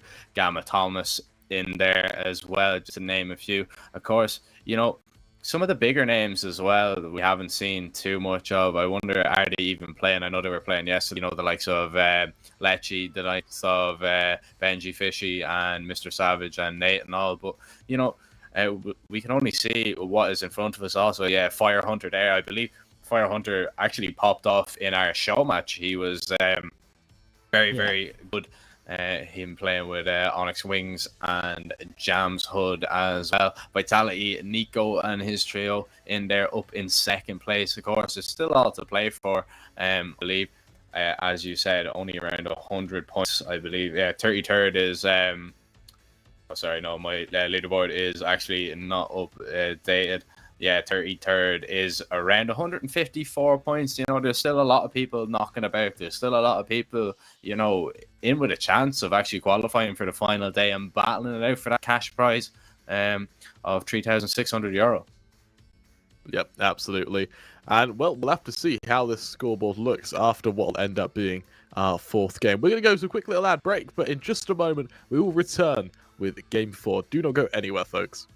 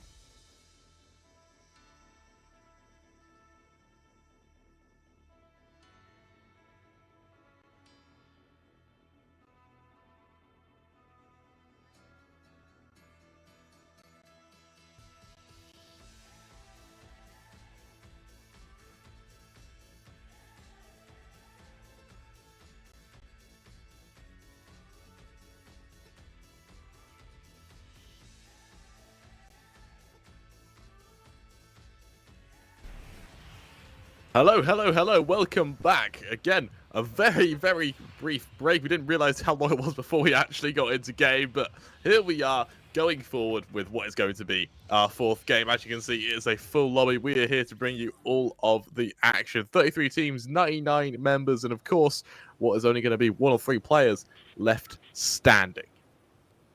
Yeah, absolutely. As you mentioned, the penultimate game of the day, game number 4. Everything up for grabs. We saw on the scoreboards just how close everything was and how intense things are going to get. So, ladies and gentlemen, buckle up because it's going to be a roller coaster of emotions for the majority of the teams in the day today. Of course, as we mentioned, that 100-point gap between 133rd shows basically no separation. A victory royale and a lot of kills to your name can really push up that scoreboard, and they've still got 2 games to do it in. Of course, we'll have to see how things get underway. No one really taking too much of a fight right now. It is going to be the AI challenge.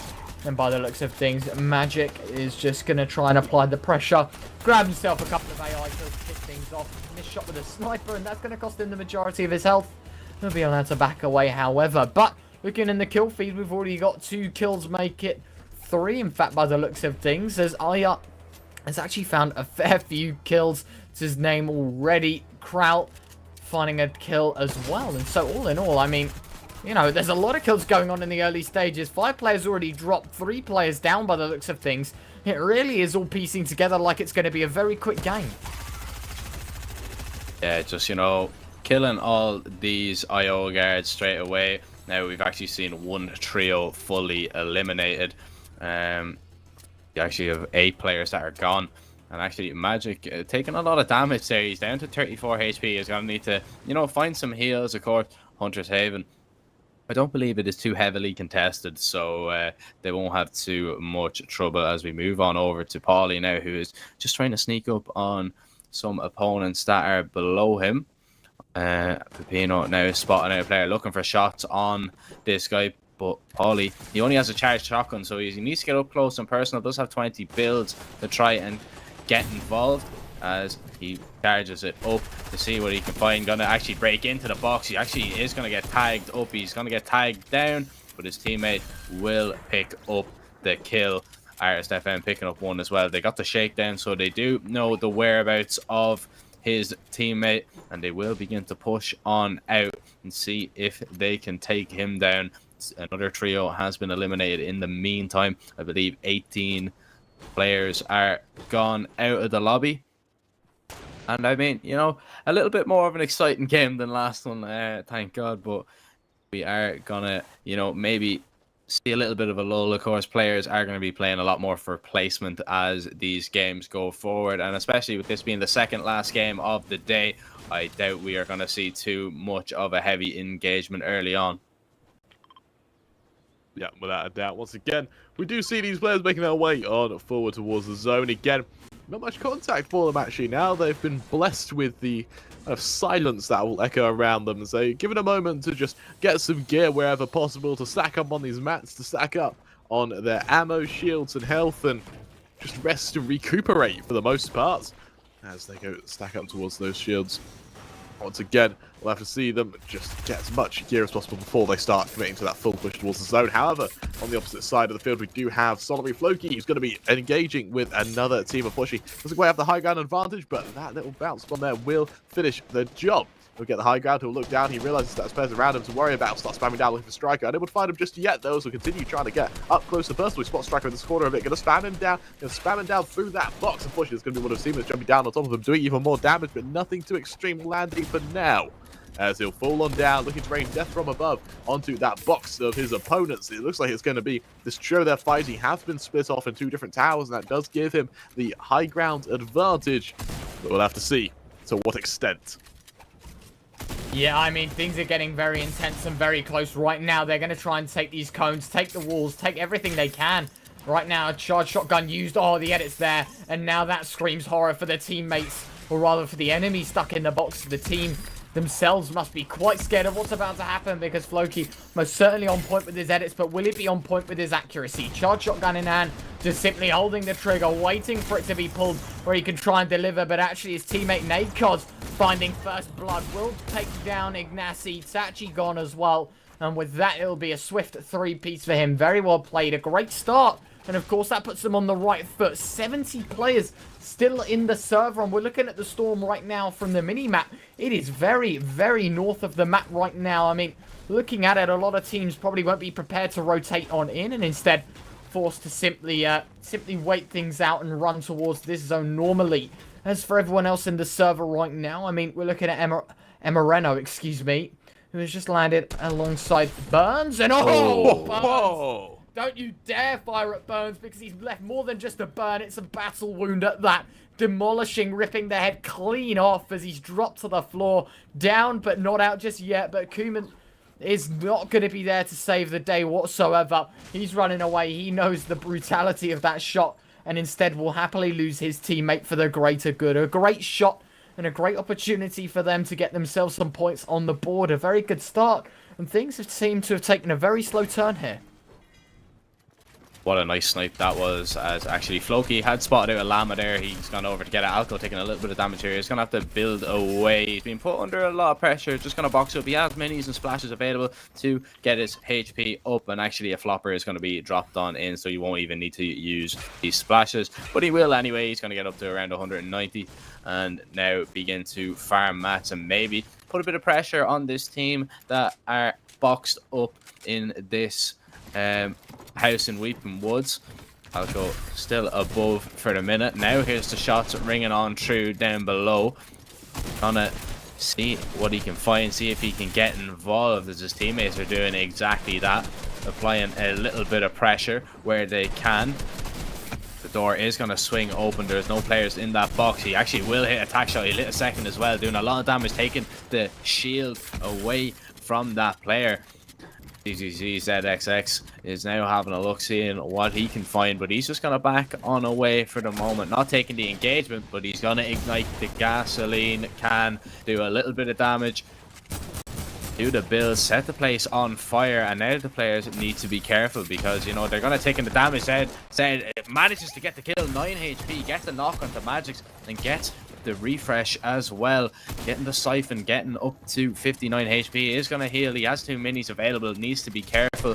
His teammate is close by, just holding walls. Things are beginning to get up close and personal in this building in the Weeping Woods, and one team will be surely weeping by the end of this, because I don't see any team disengaging from this fight. A nice shot there with the attack, as Alco is going to drop down to 50 HP. He's down below, a player dropping into his box, and he hits some insane shots there onto Noid. He will be able to drop him. He will get the finish, the refresh as well. And how is he alive? He manages to stay alive somehow. He's going to just back away and try and box up and take these minis if he can, but he's being put under so much pressure from this team. Vox in the box, and he won't survive for that much longer. Vox in the box, dropping Alco, and 24 trios remain.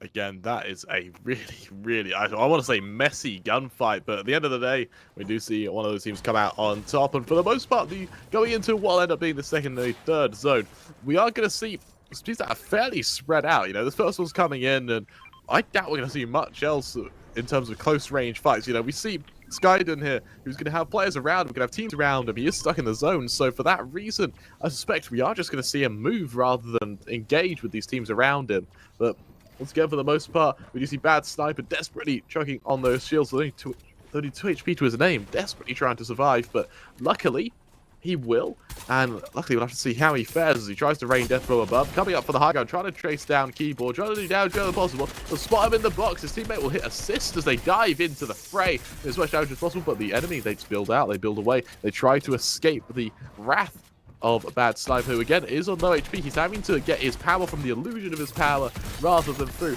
his actual damage output, because with his HP so low, he can't actually do too much damage. To say that though, and well, I may live to rue my words as he gets that first down. The trade comes through. His teammate trying to enter this fray with Nate Sneezy Kid, but Bad Sniper is forced on away. The teammates of Keyboard come through. They prevail, and with that Bad Sniper, he's going to be a rock in a very, very hard place. Yeah, absolutely. Rocking hard places as we move over now to the desert.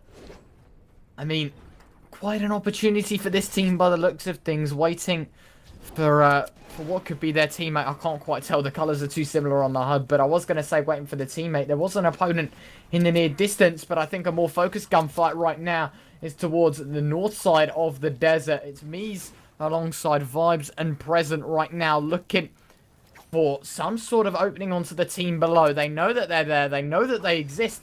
And they're simply waiting for their prime opportunity. Instead, by the looks of things, they're not going to be doing all too much in that sense and simply using this time to disengage. And they're just going to simply try and get on up the hill, move alongside and towards the zone. Because, of course, if you get towards the zone before the other team, in fact, they are backing away from the zone, but probably going to do it from a different position. But as I was going to say, get towards that zone early. You can catch the rotates in as Madrismo does hit the deck as it is alongside Burns as well. A man with a high caliber fell short, but arriving on scene, Skydian, Braze and Voxy all towards Salty Towers as Trixie posted up just outside the zone. Shots rattling off on every front. By the sound of things, a gas canister is going to meet its final moment as damage done to the core of this structure. The build battle continues, but for how long? Because everyone right now looking quite content in where they are. And I mean, everybody happy enough exactly with their position as Trixie gonna heal up now as he is gonna apply a little bit of pressure on the team above. Now just gonna build up and see what he can find. There is a player up on the high ground. It is Pepino.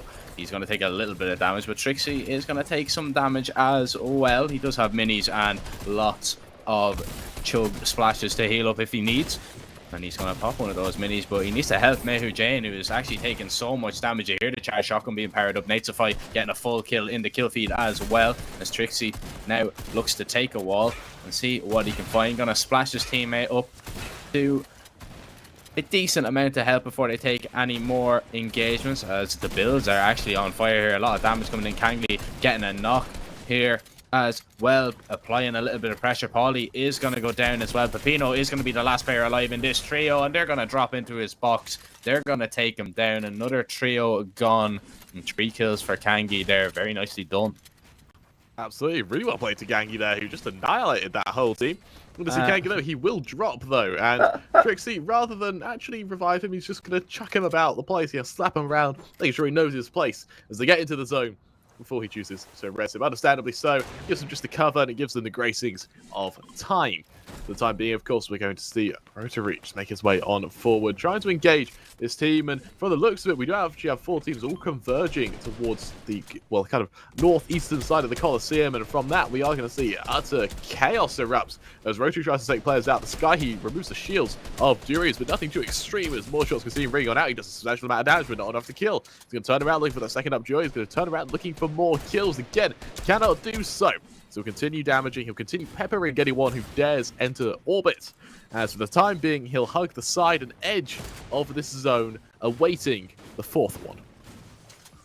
Yeah, absolutely. I mean, look, to be honest with you, this is a scenario now I'd expect things to fall very, very silent because, you know, 53 players still in the server. It's not like everyone's gone and out just yet.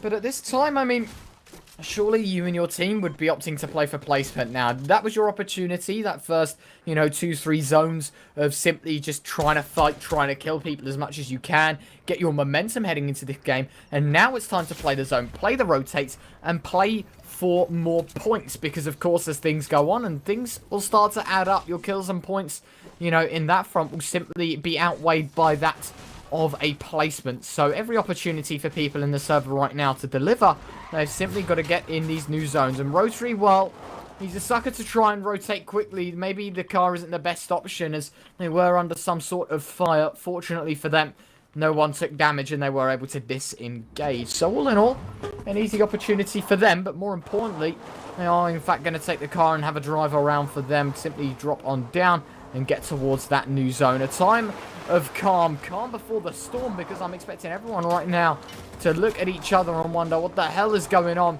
and where they're going to try and find their next couple of kills, because the all-important point scoring tally continues, and while you're not killing, other people are taking possible points away from you, as it is going to be a bad sniper that hits the deck. He drops to the floor. High Chris actually falling as well, and it's all on Nate alone. 1 versus however many people there are from above. By the looks of things, it's 3. And to be honest with you, he hasn't got much time to try and heal his teammate. He will go for the res and try to revive him, bring him back into this, but for how long can he stick this? In fact, I think they've just given the respect fallen away, allowed the resurrection to happen. They've got minis, they've got chug splashes. Everyone's happy in this point. 46 players, 18 teams. Things are developing and coming to a very much of a grinding halt. And yeah, I mean, the res coming off there, it's kind of uncharacteristic. Usually when you have somebody knocked, and especially after getting the kill onto bad sniper, unless the team above got put under a lot of pressure, I don't see why they just wouldn't, you know, continue on spamming, make sure that you can't get the res off, but deciding, you know, to not engage too heavily in that is a little bit strange to me. But nevertheless, you know, I don't hear High Chris and his trio complaining. If they can keep him alive, they will be happy to do so. Especially, he's yet to find a kill, but we know how influential he was on the first day. Picked up some insane kills, and actually, I believe he was in a 1v3 situation, and he did very, very well to clutch it out, if I'm not mistaken. But we're going to see young Tekio now going to fly in, as he is going to try and land. Will take a little bit of damage. Going to build up on top of the height here and have a look down below, see what he can find. The res is going to come in on Identity. His teammate Andreas Go is getting that one off, as young Tekio is just going to look down below him, see if he can spot any people in the builds below, any people, you know, over peaking, seeing if he can punish them. But everybody is boxed up, nobody wants to take any fights, and in this second last game, should I say, 45 people remain. Actually, somebody getting rebooted there. There's 18 trios still left, as this fourth circle will begin to move in. Again, we have what looks like a bit of a Mexican standoff here, where no one wants to commit to a fight, but everyone wants to fight. So it's whoever moves first, whoever blinks first, is the ones who end up falling, and from then onwards, it will just be true and utter chaos. For the time being, though, looks like everything is going to be fairly lax. We're going to see players try and come in from the sky. Solar going to take a fair bit of damage. Actually, Floki taken out mid-air by Tico there. A lovely shot. Carol as well going to take a substantial amount of damage, but he'll just tick along. He'll just survive. And Tycho, he's now going to come down and try and take down Kral as he pushes into his own box, trying to shut down the player, and shut down he does. That's the second kill for that little spree for the time being. Trying to wall up, trying to keep himself covered, and that he can do at least enough to remove any opposition. But he is pincered from either side, and just like that, he's the first to move, he's the first to blink, and well, he's the first to die. Kami and Tycho both get knocked. Let's see if they fall, though, as Tycho will start crawling desperately towards his teammate as he's chucked to the corner of that box, to the safety of that box. Unfortunately, it was misjudged, it was misguided, and with the enemy coming forward, the enemy prowling, snarling down the backs of his teammates, he's forced to be left. He'll fall. That brings us to 40 players left standing, and for KSI Light, let's see how he fares moving forward, slowly clearing this kind of box. Slowly but methodically. Yeah, absolutely. They've got a lot of ground to cover ahead of them. They've still got to get into this new zone. And of course, being that it moves in around 30 seconds, they have enough time to simply just try and post up, use this time to heal, make sure they're comfortable, and then they'll begin to rotate. They're all comfortable now. They're all going to run, try and pick the prime time to get themselves around, as he'll find a dink. Nothing too substantial. I think that was 25 shield gone. So nothing too damaging, just a mini shield worth depleted. But of course, it is that continuing wearing down of the materials, the shields, everything you can do is just going to benefit you in the later stages and really give you the prime opportunity to continue. As for this team, Rotary, Stormy and KS1 Light, they are simply going to wait things out. I think they've managed to find themselves in the new zone, in which they have. And so now they can play the aggressive role. They can play the aggressors, the dictators of this part of the map. And they can simply try to apply as much pressure as possible to the other people in this server. They're trying to find damage. They're not exactly looking for kills. Admittedly, it'd be a nice addition for them. But all the time they're spamming things out. They're losing other people's materials. They're making them deliberate and realise we've got to go elsewhere. And that's the most important part about it. Fifth zone closing in 20 seconds until it reaches its logical conclusion at its desired destination, and we'll only have to wait and see how things continue. Artist is no more. Stormy right QT, deleting him. Double dink as well. It's perfect, and it's another kill added to his team. Another 5 points added to the tally, and that'll allow him and his team to try and get further and further up on the scoreboard. Back into the POV of Voxy as pressures apply from every angle. Look at the amount of people in this circle. Admittedly, quite a low pop lobby compared to what we've been used to today, but most certainly everyone up in the ante and applying some desperately needed gas because everyone's making that final push to that top 33, the desired place for everyone. Yeah, everybody getting involved now. 15 trios now remaining. 34 players still left in the server as Voxy has a look. He has picked up that Mandalorian sniper as well, which could come into effect, but I'm not too sure. We're actually going to hear that noise. That is the storm surge warning. So if you are below the threshold, Voxy and his team definitely are not. They've 9 kills already, and they're nearly 3,000 above the threshold. But if you are below it, once that storm surge goes off, you will start taking a lot of damage, so you will need to output a little bit in this engagement, in this rotation of this 6th circle. Around 25 seconds till it reaches its final destination and the 7th storm begins to form. Foxa now landing on height, gonna shockwave actually out, and he's actually shockwaved himself into the storm. Needs to shockwave himself back to rectify his mistake, and he does exactly that. Now just slowly gonna box up and maybe just try and get back up to where his teammates are, and he does exactly that.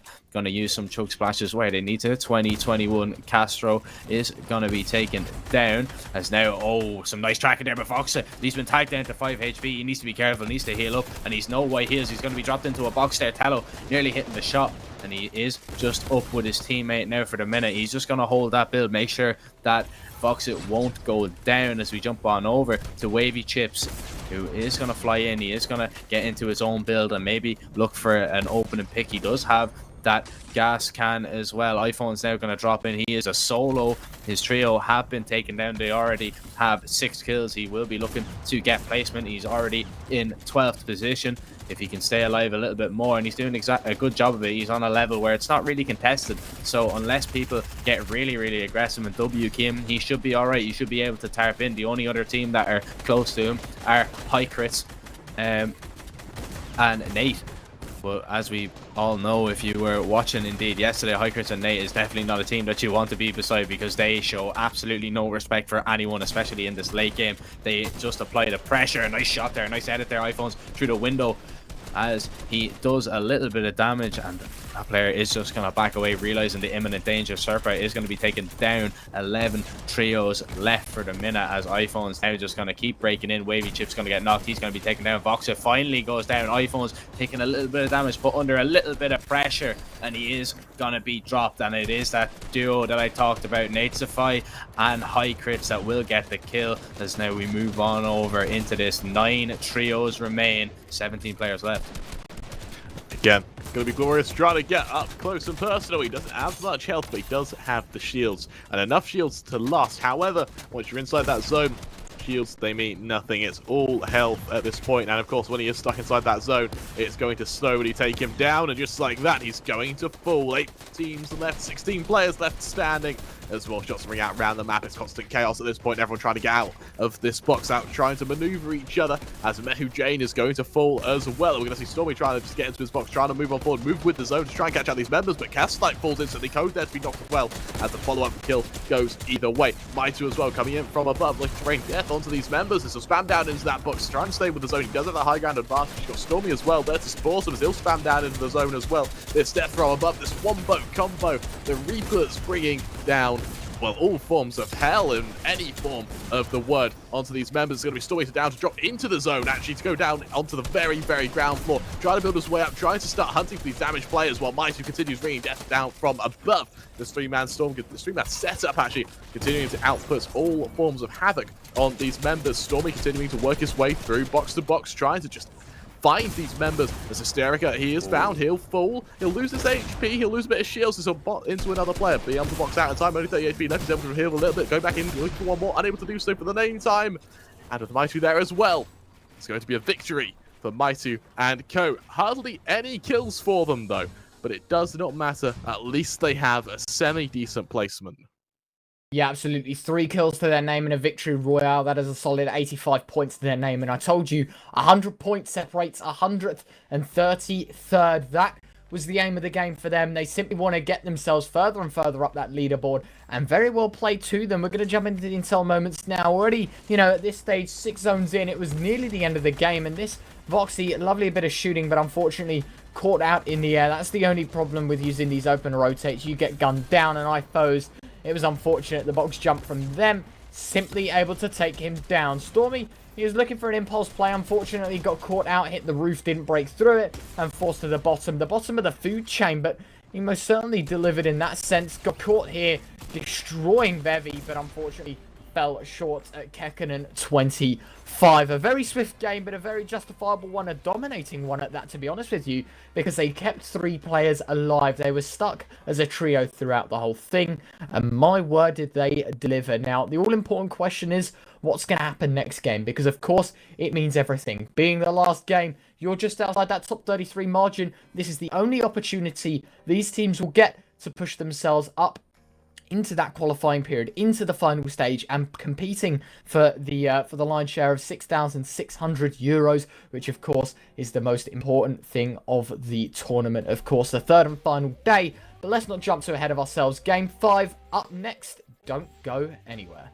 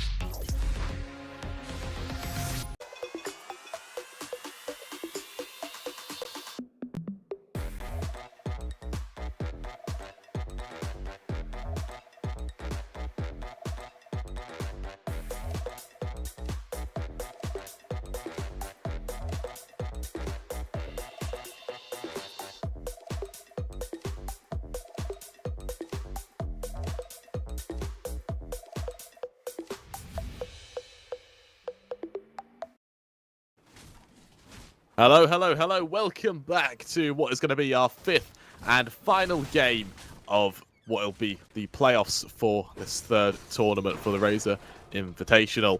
Again, we've had some incredible games today. Unfortunately, we did have a bit of a mess up towards game 3. However, we have been able to recover with what was an incredible game 2. Here we are on what will be the final game of the series, and well, let's take a look at what we've seen so far. Well, for the most part, it has been an early kill as Gamma Kami takes down Emmy. We're going to see another contact, a little bit made, a few more shots ringing out as well towards the Dirty Docks, in of which the final 3 teams will have another bloodbath to see who can come out on top and who has the kind of loot rights to this area, with SETI taking down 2 more members. That does put this team instantly on 3 kills, and let's see how they go from there. Yeah, absolutely. A good start from them. 3 kills early doors is definitely going to help in that sense. It's now all about placement, of course, the majority of the points. But for Bombay, he's not exactly done with just placement. He wants kills. He's hungry for them, but no builds will be at the end of his life there in the end of his 5th game for the time being, as Luke Gurperman is able to take him down, no problems at all. I heard a chili popped, and it's by Bobfish Simple, excuse me. He's able to use those chilies and hyper speed basically around the Misty Meadows. A lot of other players in this area that he's got to be cautious for. The question is, though, with that sniper, will he be able to deliver, or will it simply just be pressure applied? They are a fair way away from the zone, so it's only a matter of time until we ultimately, see, you know, what exactly happens, these rotates and what happens. But already looking at the amount of players in the server, 84 players, 29 teams, it's looking like this game is going to be quite fast-paced. People hungry for this 5th and final game, of course. And yeah, we've already seen 4 trios eliminated. We're going to see BBC Carpew having a look, just doing a little bit of damage onto Nano in that box. He did shockwave out. We're going to see Lusha actually knocked in the kill feed as well. Nano being put under a little bit of pressure, and actually Luck being tagged up a little bit as well. Pressure being put on now as Carpew just gonna build up, and looks like he's gonna back away. He only has 5 builds for the moment. He only has 1 AR bullet as well, so he's gonna need to find a few more mats as he now begins to farm up a tiny little bit of wood. We're gonna move over here to Tessums, who gonna try and laser somebody out of the sky if he can. Rackbuzz is gonna be knocked in the kill feed now as Tessums builds up to his teammates to see if they can put a little bit of pressure on Gamma Kami, if they can take him down, as I believe actually he's been knocked. I wonder, was that from a teammate? I'm not too sure what that was from, if he was dropped from fall damage there. Maybe. I believe so, yeah. I'm not too sure. A bit unlucky as Gamma Kami is going to get the kill, and how unlucky is that? If that was actually fall damage that he was taken down by, that is absolutely disastrous. Blazer, aka God, now going to have a look with his team, trying to put a little bit of pressure on this team that are boxed up below. We've already lost 8 trios early on in this one, so a bit more of a fast-paced game compared to the other ones. Absolutely, and actually we saw the showing of TQ there, the Galaxy Racer member, a professional player who wipes those 2 members there. Really, really great gunplay from him there. As we'll go ahead and look at Blazer now, who again is trying to just hollow out this core, trying to catch out these members who are just hiding in their box. And looking at the ammo Blazer has, he can't really afford to break in just yet. So for the time being, the team will support him, and they'll just wait for a showing to appear from one of these teams coming his way. That being said, it is in the form of Lorette, who is going to try and take him down. He's trying to just get his way into that box, and that he does, but he misses the shotgun blast, and he's punished for it. So he's damaged on up, but Viz Demon is going to finish the job, able to swing wide and take down that member. Almost punished for it, though, as his teammate comes on through. Only 15 HP remaining as he gets into his own box. He doesn't quite have a way to heal as well, so he is here. But one thing and one thing only, that being here to fight some players. He goes for the edit, he goes through, he tries to look for another kill, but he's got Kasan Toyo to worry about as contact is made. Kasan going to try and pressure, going to try and push him down, and will spot the player running in amongst the building fortifications. We'll try to swing wide. A lot of noise is made. Viz Demon low on HP, Casanto low on HP as well. Both players just trying to outmaneuver one another as Milo will make his way into the fray. Switches to that shotgun, finishing the job on to Kenakone. We'll see what else he can find now, as it's almost a bit of a quiet in the Storm. Yeah, I mean, great play from everyone there. I think everyone on the screen that we saw, unfortunately, the team damage absolutely killing off probably the most important game you'll play, especially considering that team, as far as I'm aware, are in that top 33. So to take an early exit because it all spiraled from your teammate taking full damage because you shot out a foundation is going to cost an awful lot. And I think that there, I don't want to dwell on the past and I don't want to make the player feel bad, but my word, was that a colossal mistake to make. Unfortunately for them, of course, they will be knocked out, and I don't think they are top 33, so they will move on, sadly. They might apply for next week, and of course, while this sort of silence happens as of right now, if you'd like to sign up to the Trios events that we host up until the end of January, you might even be able to find yourself on a stream like this one.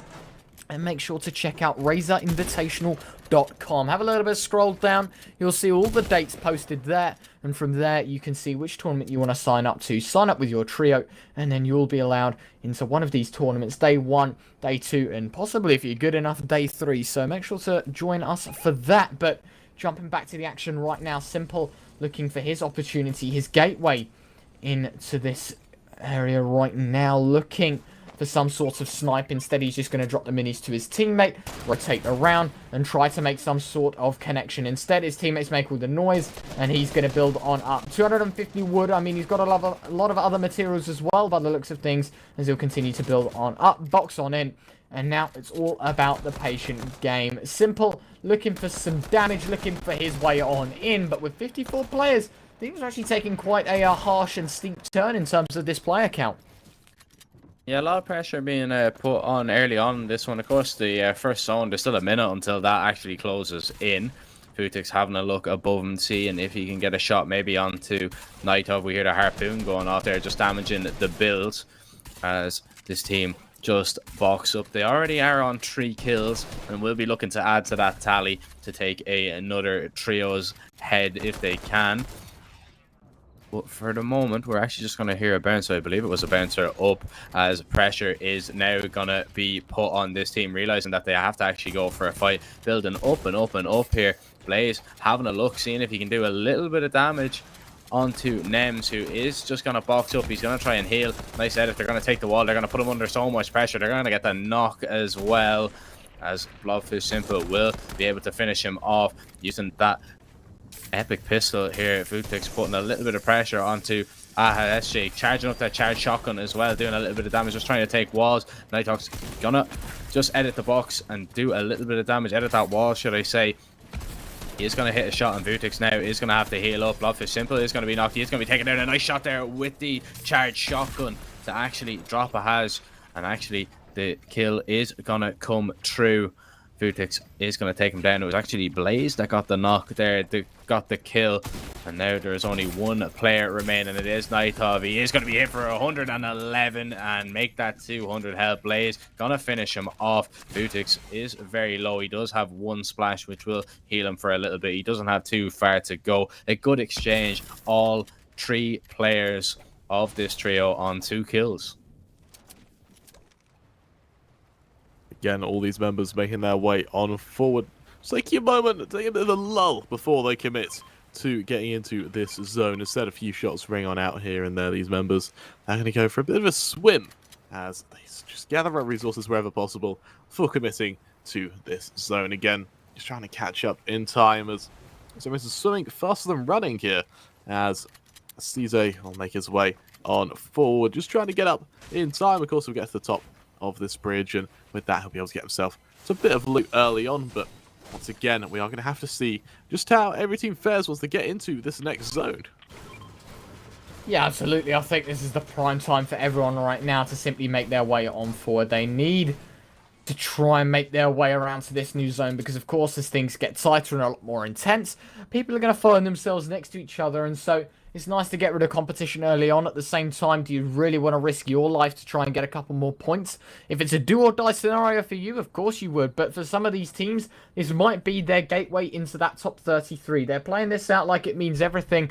And so you can only assume, but for some of these teams, that it is going to be their do-or-die moment. As for the team we see on screen, Turbo, Alexis, and Julian, maybe they're up there in the scoreboards and we just don't know about it. I haven't checked it in a little while. I don't believe they are.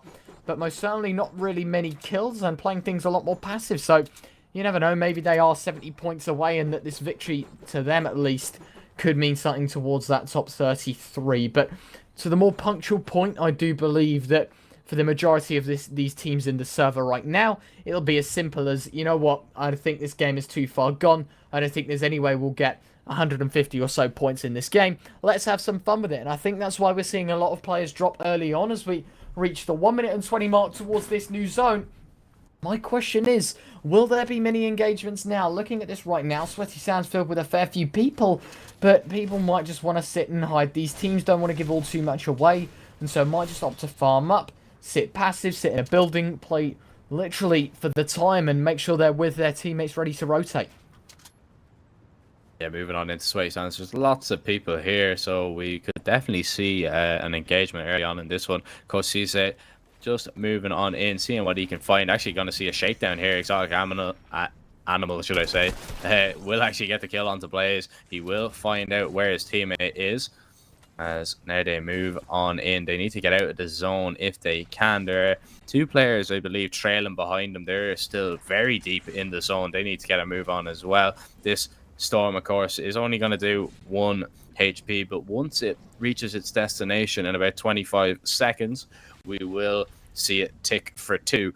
And when it starts ticking for 2, it will begin to hurt as we see a lovely scenic picture, a lovely view out onto the beach.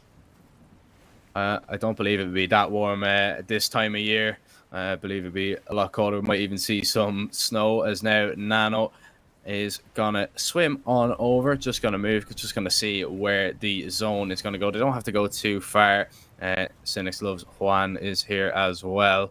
They are just gonna sit in this building. They are happy enough where they are. They're just gonna, you know, play for placement, see what they can do, see if they can qualify for the finals tomorrow.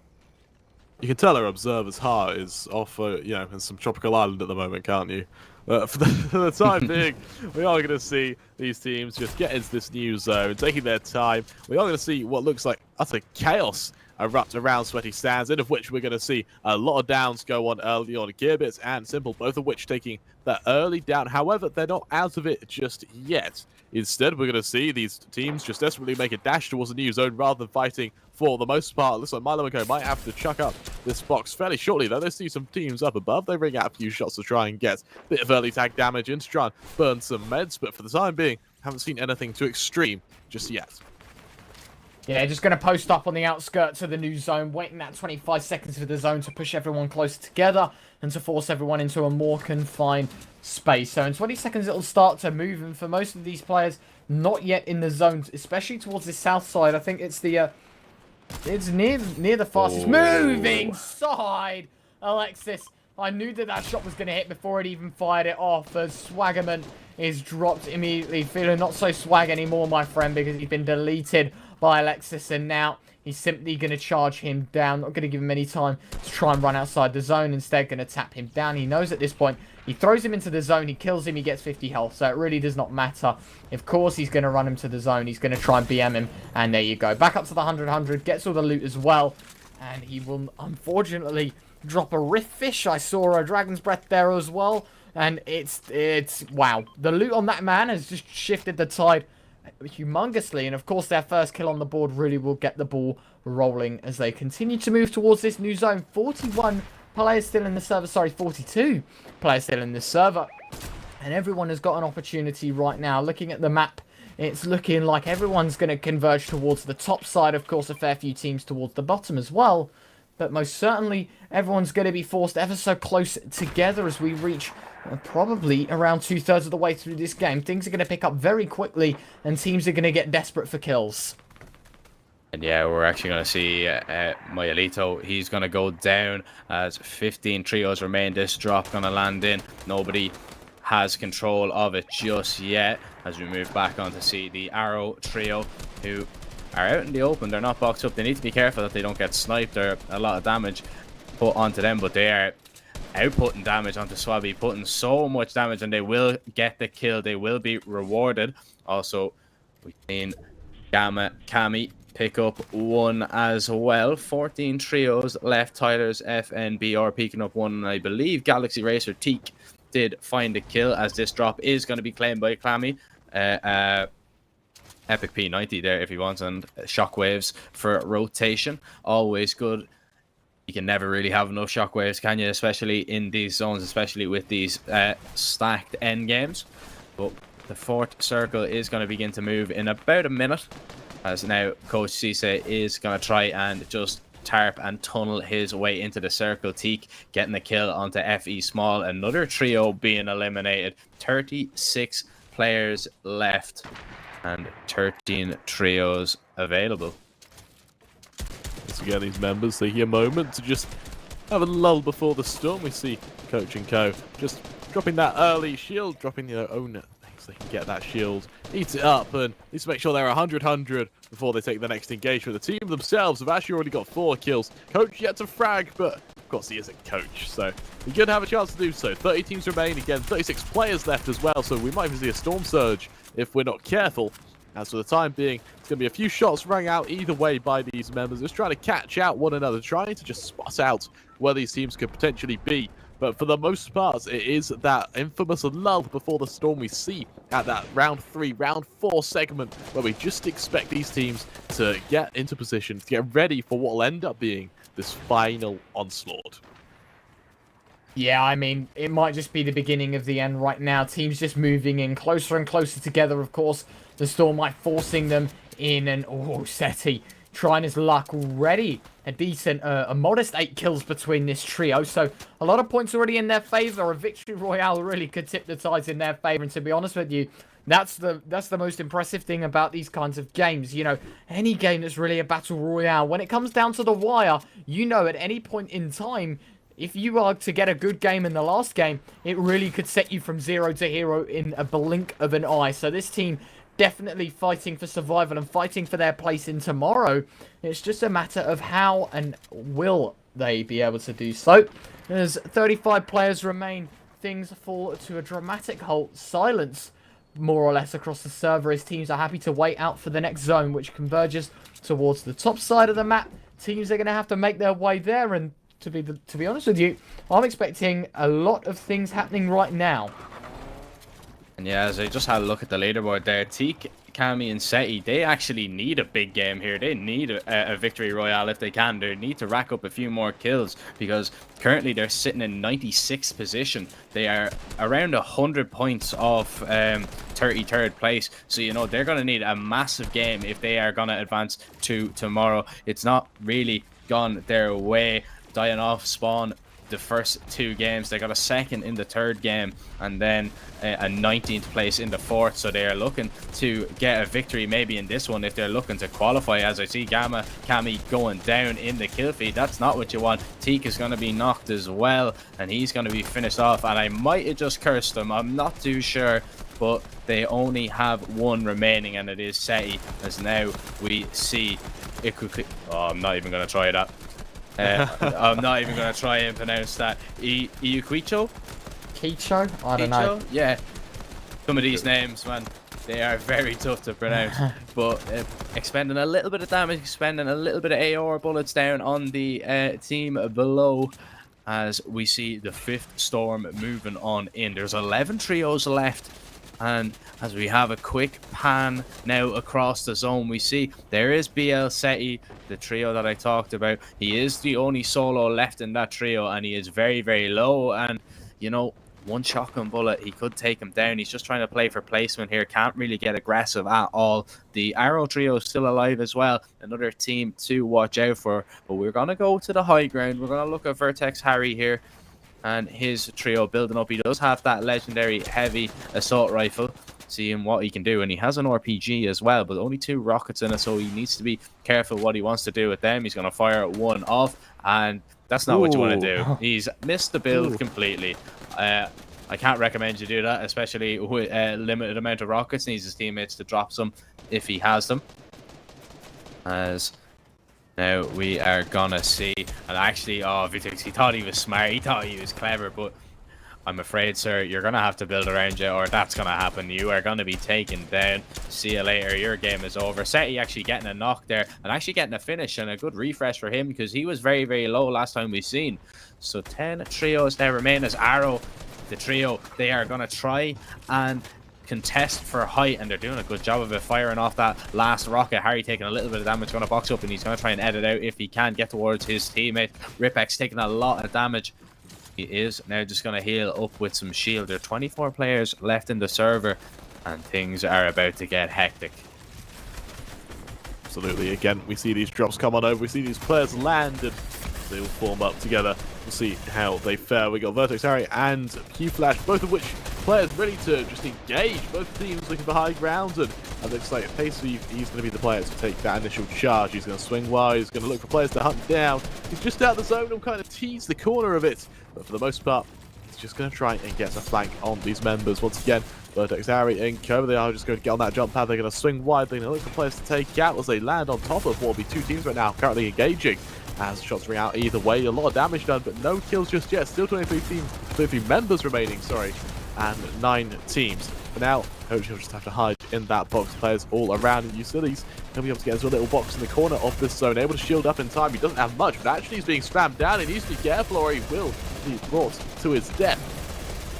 Again, continue trying to push on out, but once again, he's just forced into this corner, desperately pressed against the backside, and by some miracle he's able to survive this long, but we'll have to see how he fares on the other screen. Of course, the Vertex Harry up a call with this corner. He's able to shut down Q-Flash. He's got 2 players to worry about. Those Q-Flash's teammates are ready to come and trade, but once again, use these now, spamming down Abic, trying to cut him off. Can he do so? We're going to have to see for the time being, but once again, it's going to be a very, very up close and personal fight. Yeah, I mean, if you're watching this game, you can't predict who's going to win this one. There's so many different people that possibly have that opportunity, that gifted chance of, being able to make it on through, being able to deliver. And looking right now, Vertex Harry in a prime position. The weaponry he has, the utility. Not too many heals as we jump to his POV, but most certainly has those mini pots, meaning that he can take these fights, and he'll do so.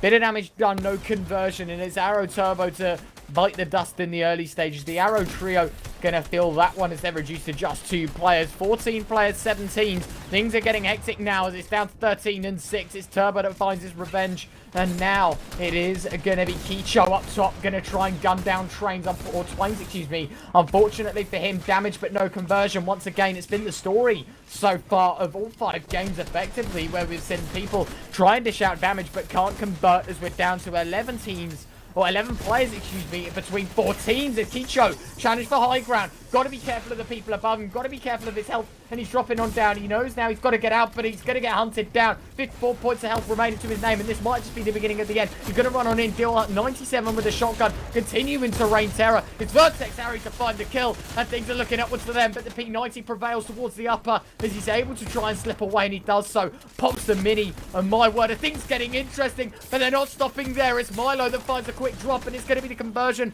Ripex is going to feel the wrath as well as he's dropped to the floor. Valley, the only man remaining for his trio, and it's 6 players, 3 teams. It really is all around everywhere. Twain's going to try and find his gateway back into it. Denied by Cisse and his team. Already 7, 8, 9, 10, 11 kills, in fact, between them. And it's coming to the heel off effectively. Cisse going to make his way on forward. 9 chug splashes and a flopper. This screams like it could be Cisse's game. Just staying in the zone.